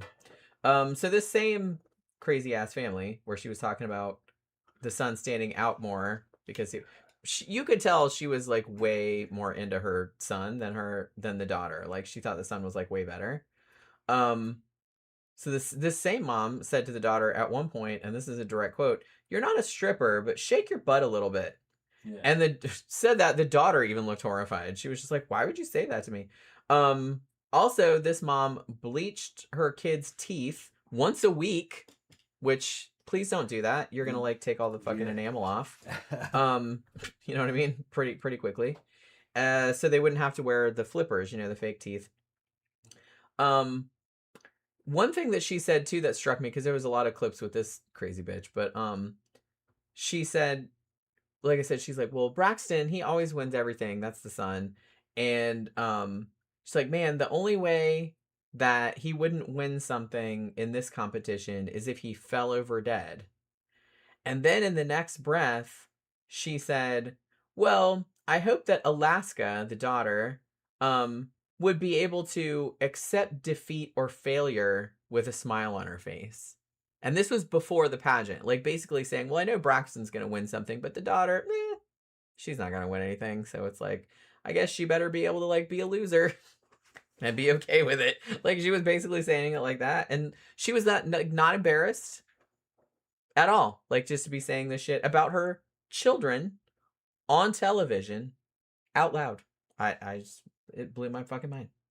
Actually, this whole family too, like the dad seemed also, he wasn't like as gung-ho as her, but he seemed like super involved in the pageant shit, so he sucked too. And this was really disturbing to me. I felt so bad for this poor girl because it seemed like their whole family dynamic was that both the parents would like make fun of her, like make fun of the daughter. Like they were filling out a form, it seemed like for the entrance thing to the pageant. And they were just kind of like, what's your what's your future goals or something like that. And the dad was writing down for his daughter Alaska, oh, well, your future goal, making some man miserable, like making your future husband miserable. Should I write that? And then he's like laughing, and then she's like, well, you make me and your mom miserable, ha ha ha. And then like the kid, Braxton, was also like joining it. So they're teaching the son to shit on his sister because they're all shitting on her. Like she's not good enough. And you could tell she's already internalized it because she's like, well, I'm not going to win, or I'm not going to. So she's already like fucking defeated at this point. And it's like the whole family is like picking on her. And just saying that that she made the parents' life miserable. It's like, oh my god, what a horrible fucking thing to say to your child. And to get the little brother in on it too, because he was younger than her. Also in this whole situation, Alaska, who was at the time of the show, the clips that I saw was 9. Her pictures also turned up on a porn site. So, not explicit ones, but they did, like, I think they caught this guy that had posted pictures of her from the show, like on some adult forum somewhere, and essentially said that he jerked off to them and like bragged about jerking off to them. And the parents found out about it, and there was a big deal, and I don't know if I think the dude got arrested or something happened with the dude. But the fact that, like I said, the pictures of her weren't explicit, they were just pictures of her from the show. But the fact that this dude had posted them like on an adult, like a porn forum, like bragging about how he jerked off to a 9-year-old, so not great. So they're out there. I'm just saying. Also, I think I brought this up earlier, but there was this whole thing, and this probably made me sadder. This whole fucking situation made me so sad. There was this one her little girl, and I think she was 3 or 4. I think her name was Mia. And her dad and mom were there. Her dad was American. Her mom sounded Russian or Eastern European, like from her accent. She had a real thick accent. And her whole thing was the money. The one pageant that they were doing, I think like the big prize was $10,000. And she clearly wanted the kid to win the $10,000, and if she didn't, it was just not good enough. You know what I mean?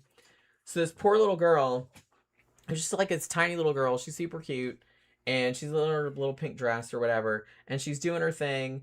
And the mom is just kind of like, it's not good enough, not good enough. And she wouldn't even, she left the room. Like, she went out and sat in the lobby or something like that. She wouldn't even watch, like, the little girl do her thing. Because it wasn't good enough? Yeah, so the little girl did her thing, and she came, and she actually won something. She didn't win the main thing, but she won, like, the second prize or whatever. Yeah, second prize, that's And, good. you know, she got, like, flowers and a little crown, and oh my God, this made me so sad. And she went to her dad and her brother were watching her.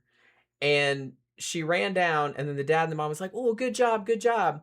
And she ran right past them, out of the room, out into the lobby where her mom was sitting all by herself. Yeah. "Mom, I won money." And she Yeah. shows like this fan. It was like $500. Yeah. Yeah, but it's not $10,000.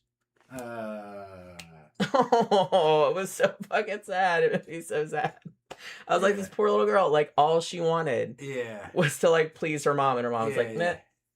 You didn't win the $10,000. That's sad. That's sad. That's horrible. That's sad, yeah. She should be taken away. Yeah. I mean, that's... Yeah, but her dad and her brother was happy. Yeah, they were cool with it. They were like, man, you did so good, all this other... Yeah. But she didn't even listen to them. That was the sad thing. It's like she just ran right past them. She just ran right past them looking for her mom. Because she wanted that approval. That's a psycho mom. Oh, man, that mom was like... She was just so negative. I slapped a piss. Yeah, she needed the piss slapped out of her. Because she was just like so negative. All she wanted was that $10,000. Yeah, that's a little girl and she did good. Yeah. So, you know, fucking... And it's like, oh, God, it was horrible. Yeah. And so it just upset me so much, like, watching that. I'm like, oh my God, that poor kid. And she's little. Like I said, she was like fucking 3 or 4. Yeah. And there was this other thing, like, getting back to like the sexualization thing. There was this other little girl whose name was also Mia. And her mom called her a blonde bombshell, which is weird by itself. But she dressed her in an outfit. You remember that outfit that Madonna wore? I think it was in the Express Yourself video with the cone tits. Yeah, she's in that. She put her in the cone tit outfit. Oh. And she even came out and did the oh my God. And she was like 4. Oh my God. Yeah. And they asked her about it later. They're like, what the fuck, lady? Like, that's not what they said, but that's what they meant. Yeah. And she like nothing. She didn't. What? I didn't do anything. Yeah. It was just cute. She thinks it's just entertainment. Yeah. Oh my God. What the fuck are you doing? There's no limits. Fucking no guardrails on these bitches. Yeah, like what I don't understand. It's the same kind of personality that chick that fucking I almost had to kick out of the club. It's that. Oh my God. We should get into that in a minute. I'll get like after having heard of that. Yeah, fucking my DJ comes to me fucking with a whole fucking dossier on this chick and fucking he said she's trying to beg her way back into the club and fucking everybody's asking me to ban this chick. She's an ex-stripper. She's obnoxious. Yeah. And she just thinks everybody's trying to fuck her and her husband. And I'm like, and nobody is. Nobody likes you. No.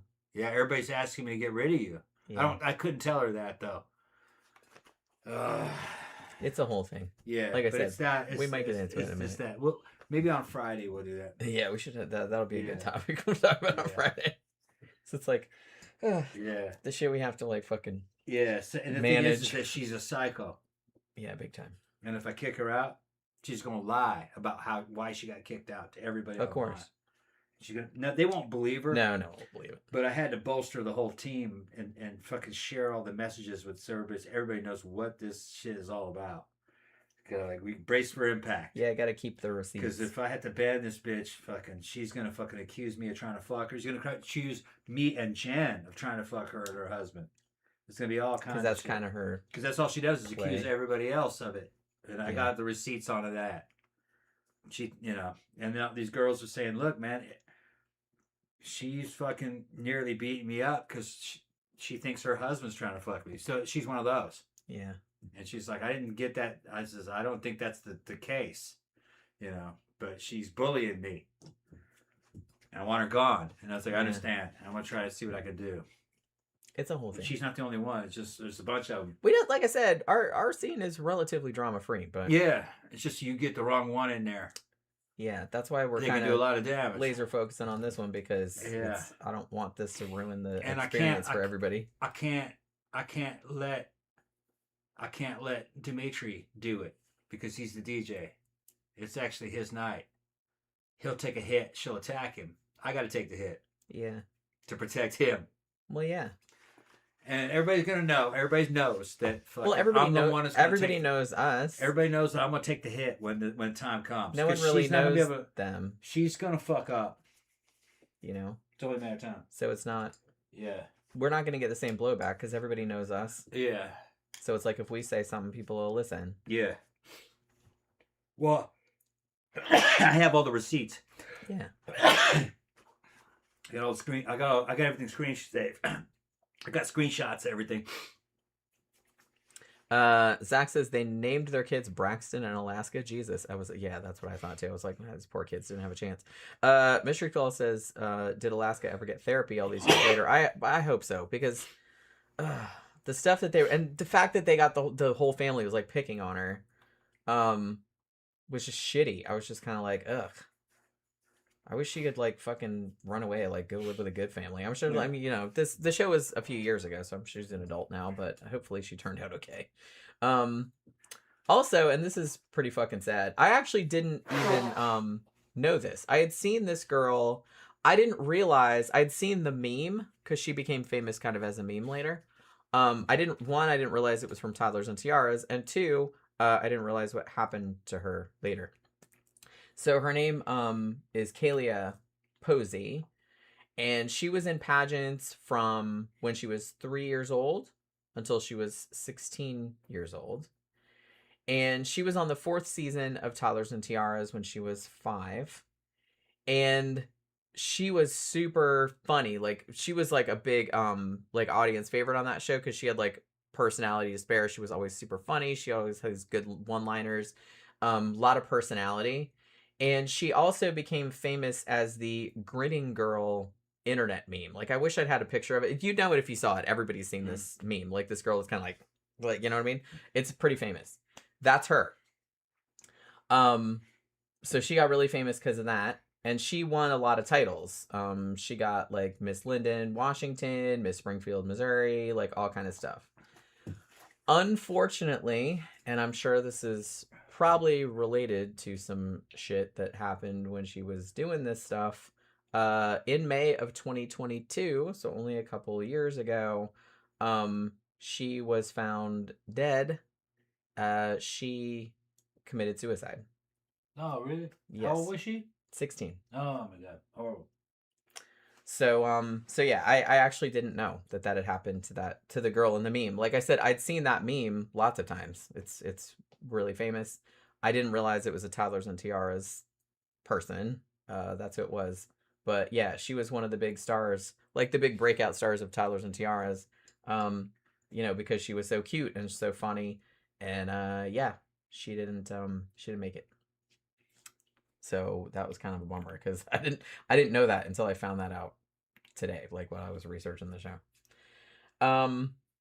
Another case, this is kind of not directly related, but another woman, another girl that was a former kind of child and teen pageant competitor named Trinity Madison Pogue. She won a bunch of crowns and stuff like that. But later on in 2025, she was convicted of felony murder in the death of her boyfriend's 18-month-old son, who had been left in her care. The kid died of blunt force trauma. So she legit murdered a baby. She got life in prison with parole after 30 years. And much was made of her kind of background as a, pageant queen kind of shit. That maybe that contributed. I don't know if it contributed directly, but they did make a lot of it that she actually like killed a toddler like later on. And obviously there have been a lot of cases of judges at these things like being found out later to have sexually assaulted minors and things like that, and people that are coaches. I kind of feel like the same thing happens in because there were some cases where it was like younger girls that did like gymnastics or dance or something like that, and their coaches ended up being pedos. You're not all of them obviously, but it's just like Catholic priests and shit like that. It's just like you get like pedophiles want to go into those lines of work to get access to like little kids, So there was also the whole thing. It was just very briefly because it's getting kind of late, but we talked a little bit about Honey Boo Boo, who was Alana from Toddlers and Tiaras, and then she got her own spinoff show. And I mentioned that the mom, Mama June, had pretty much stolen all her money. That the whole family only made money because of that little kid like being cute on that show. Because she was in pageants and they would always play up the southern thing. She had one outfit which I wouldn't have put her in, but okay. But it was kind of like a big like a hee-haw, kind of like it was this little shirt that was like this with the lace and the little Daisy Dukes and big cowboy hat and shit like that. And she had little braids and she was real funny, that kid. But then when they did the show with the whole family, like they played up the white trash aspect. They're just kind of like, look, we're going to the redneck games. They were from Georgia. And, we're all going to jump in mud puddles and I'll have a little pig in the house and all this other kind of shit. But it turned out later on, like when they did the spinoff show, and actually the reason why Here Comes Honey Boo Boo got canceled was because the mom, one, she was a drug addict. She got into like meth and crack and stuff like that, and spent pretty much all her kids' money on that. Also, not a great judge of men. Like she had 4 kids, I think, like 4 daughters. I think all of them, it was either 3 or 4 different men had fathered all of those kids. And after the show, like, or while they were still on the show, like she had a series of boyfriends. I think the one that was mostly on the show was what the fuck did they call him? Sugar Bear or something like that. Like everybody had a stupid nickname. You know what I mean? He seemed marginally okay, but like the 2 dudes she dated after that were sex offenders. And the one that she dated like 2 after Sugar Bear, I think, he supposedly molested her daughter Anna, who later died of cancer. Like Chickadee was what they called that girl. And the mom like kind of blew it off, like, oh, that happened a long time ago, like, Yeah, don't it wasn't worry no about big deal. Yeah, no big deal, like, Yeah. whatever. It was just kind of like that. And it was a one-time thing. That was the main thing that got that fucking show canceled. Yeah. Is because she said they broke up, but then there were pictures that like somebody took pictures of them like hanging out like later on. And yeah, he was a legit sex offender. Like, he'd been arrested for like shit with minors. And she was and she was having that dude in her house like while Alana, aka Honey Boo Boo, was only like 13 or so at that time. Yeah. Because she was little when she was on Toddlers and Tiaras. And so not great. So TLC actually did the right thing and like canceled the show. They're like, yeah, we're not. I mean, I don't know if they were gonna renew it. They'd already finished like season 5 or whatever, but they just canceled it. I don't even think they ever showed those episodes. And then Mama June ended up having her own, I guess they weren't that mad because she ended up having her own spin-off shows, where she lost a fuck ton of weight, went into rehab a bunch of times. It was, like I said, it was just like a shit show all around. Like the very definition of white trash, that whole fucking family was that. Like I think people thought it was funny at first because it was just like because they were all just such crazy rednecks, you know what I mean? And I think just people thought that was amusing. And there was probably like a little bit of like superiority thing too. It's like, look at these hicks, you know what I mean? But there was a lot of legitimately fucked up stuff. Because Mama June herself, she had her first kid when she was 14, I think. She had 3 kids by the time she was 19 years old.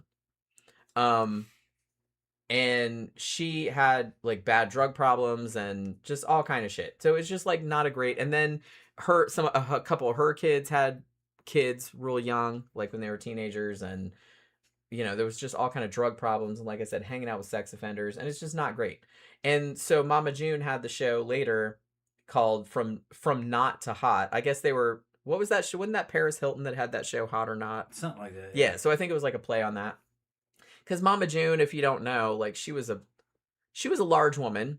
You know what I mean? She had with no chin or like a real big double chin or whatever. So she lost some weight. I mean, she's still not gonna win any beauty awards or anything like that, but it's like she did lose a lot of weight.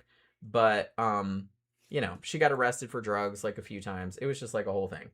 And pretty much all of her daughters, the ones that are still alive, they don't really, I feel like they kind of mostly don't talk to her anymore. Like they kind of still every now and then they'll try to reconcile and stuff, but you know, it seemed like she kind of burned all those bridges, you know, like taking all their money and all that kind of shit. So there's a lot of that going on, I think, in this pageant thing too, because I heard like a couple of other girls that have been in pageants and they're like, yeah, I won like all these prizes, but I never got the money. Like my mom just took it. And she's like, well, it costs so much to enter you in these, so I'm just gonna take this. Like they just take it back, like so the kids don't get the money. So it's, I don't know. It's just fucked up all around. I don't love it. I don't really see any reason for it. It really doesn't have to exist. Like I said, if some people want to do it when they're older, like older kids, I don't see a problem with that as long as it's not too fucking pedo-centered. I don't see a problem with it with the young kids as long as the parents are fucking mature enough not to fucking fuck the kids over about when they win or lose. Yeah. And it looks like tends to be the parents that put real young kids in this aren't fucking real rational. Yeah, because that's what it looks like. Like I said, if the kids are older and they're like, Yeah. hey mom, I really want to do this, Yeah. then that's different. But if the kid's 2, obviously a 2-year-old isn't going to come, ooh, I want to do a pageant. They don't have any. No 2-year-old's going to want to do that. They don't have any choice in the matter. Yeah. So if you have kids that are that young, you have parents that are putting them in there doing this, it better be something constructive to the kids. Maybe you learn how to play piano and sing and shit like that. And the parents can't be fucking with the kid's mind about, oh well, that's just second place. That's not. You're not good enough. I'd slap a piss out of that woman for that. Well, I guess the they fuck just you didn't talking like about? you. So you didn't smile enough. You're not cute enough. So you're not, you know, that's pretty that's fucking. That's pretty fucking abusive behavior. Yeah, it is. It's emotional abuse on the kids. So yeah. It could be that the type of person that volunteers their kids or puts their kids in this kind of shit. That little, yeah. There's ulterior motives and yeah, there's something kind of inherently wrong trust with you. That kind of parent. I can understand it if it's teenagers. Yeah, and they kind of want to do it. Yeah, they kind of want to do it. You know what I mean? And it's like junior Miss Teen USA. You know what I mean? It's that kind of. Or shit. it's just like a talent competition. Talent competition. So or you wear a gown or something. Totally understandable. I don't think they should do like bikinis and shit like that, like when they're fucking 12. Or they do anyway. I know, but they do. But that's fucked up. Well, part of the competition is how good you look. Yeah, I can kind of understand that. You know, are you physically fit? That's just this in the spirit of those competitions. It's a beauty contest. It is. Yeah. It's the junior editions of Mr. America and Miss America. That's what they're doing. Yeah. So you can have bikini. They can be judged on that because they just want to know, are they fit? They're trying to make super people, superhuman beings, ideal people. That's the competition. If it was about racing cars, they would have cars up there and people racing cars. That's not what it's about. The race car is the person, and they're just going. But I think the kids, they're too young. Yeah. Below the age of 12. And I don't like the then you end up with parents, and it's more have to do with the parents than the kids. So and the kind of parent that does it probably not very healthy. Because if you see like the shit like behind, like before they go on stage, and like these little kids, 4 or 5 years old, these little girls, and their moms are just like cramming them in these dresses and like teasing their hair, putting these curlers all tight, putting fake lashes on them, and the kids are crying. And then they don't want to do that shit. There's all this emotional pressure of, are you going to win or are you going to lose? And the little kid can't process that. And they're not really getting anything out of this other than the love of the parent. And then you're playing with the kid's mind.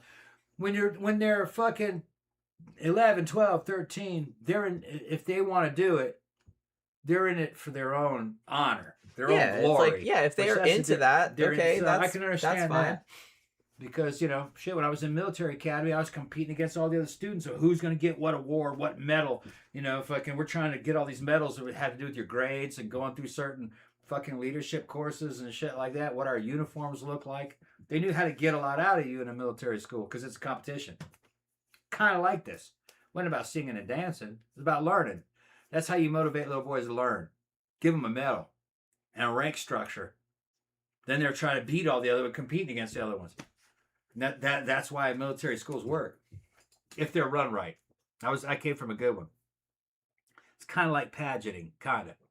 But it's just a male version of that. I think a lot of people don't like the pageant thing because it's like, if it would be different if I don't have as much issue with like the natural ones, or like the glitz ones are just gross to me because it's like, why are you taking a 4-year-old and like putting like troweling makeup on her, putting fake lashes on her, making her wear high heels, like all this is like stupid, you know what I mean? Yeah. Making her look like an adult woman, it's like, that's weird to me. If it was just talent, or just like singing or putting on a little show, like there's nothing wrong with that because they do that in little schools all the time. And then the presentation of what she's doing is age appropriate. Yeah. Of like, but I think a lot of what a 6-year-old is supposed to be doing. Right. You know? Yeah, then okay, maybe it can be like, I don't think it's cute because I'm not really a kid person, but you know what I mean? It's like, yeah, that could be cute and just innocent. I can understand that maybe some of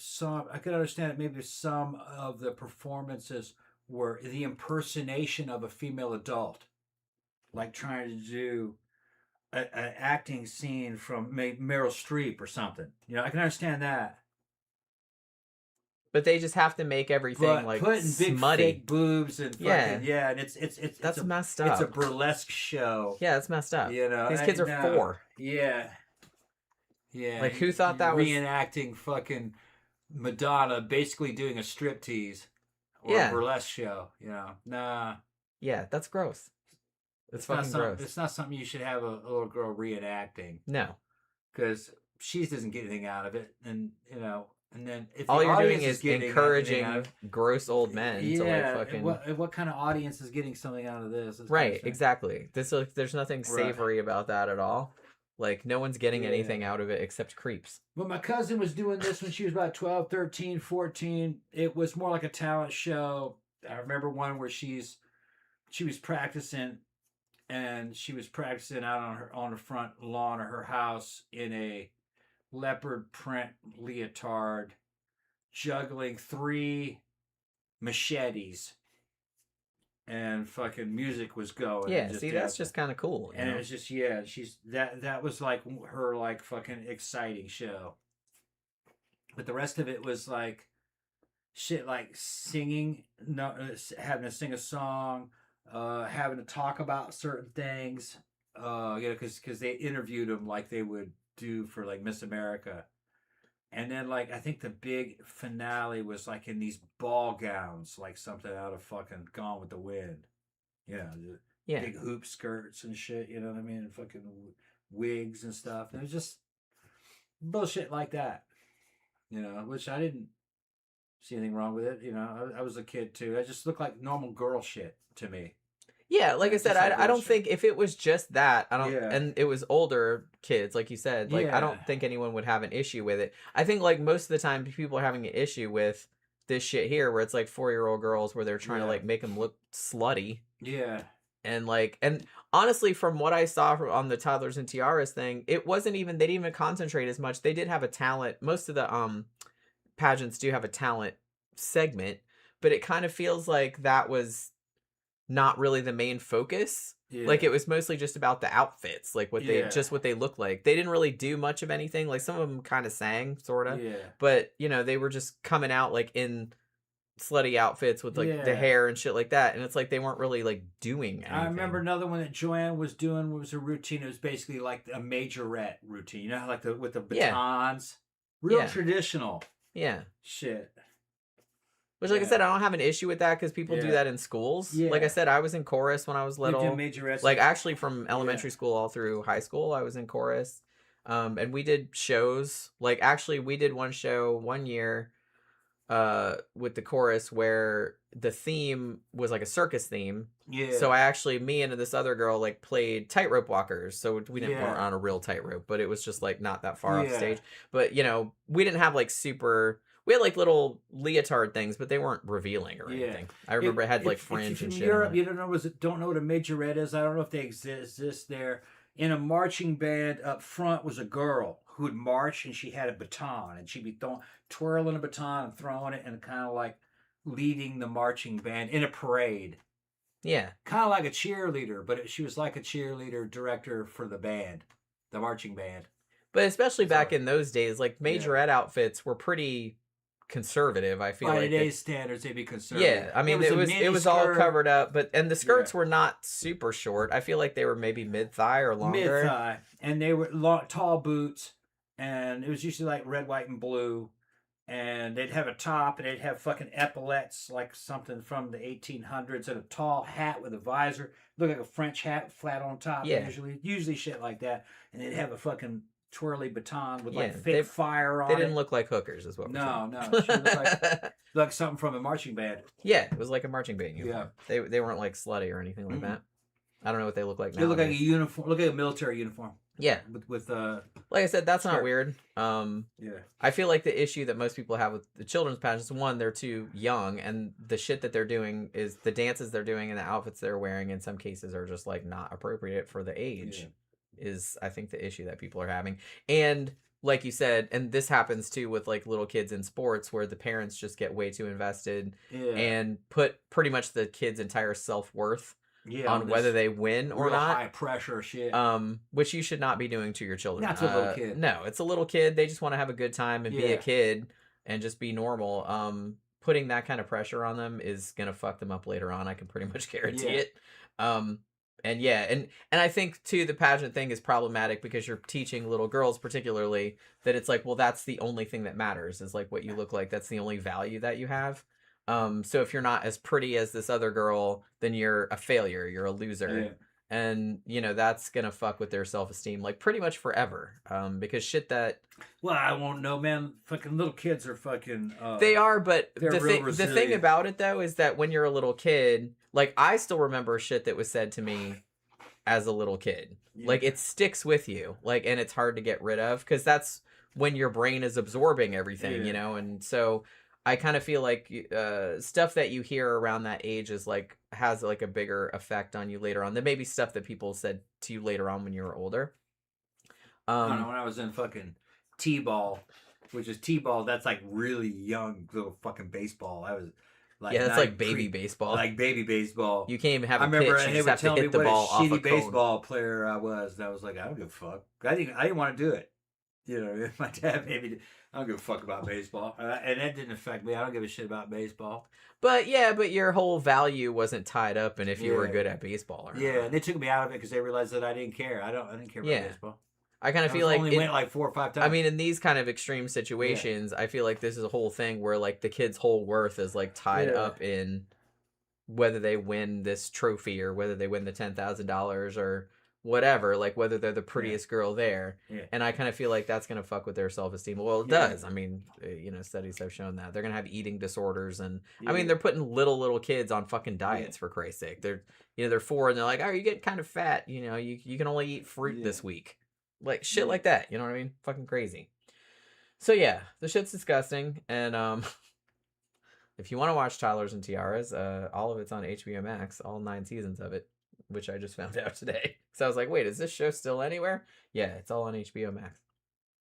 But like I said, I couldn't sit through a whole ass episode. So yeah, so it's getting kind of late, so I guess we're going to wrap it up for this evening. We're back Friday. So hopefully you guys enjoyed the show. Or do we have something this evening? We got a club Friday? No.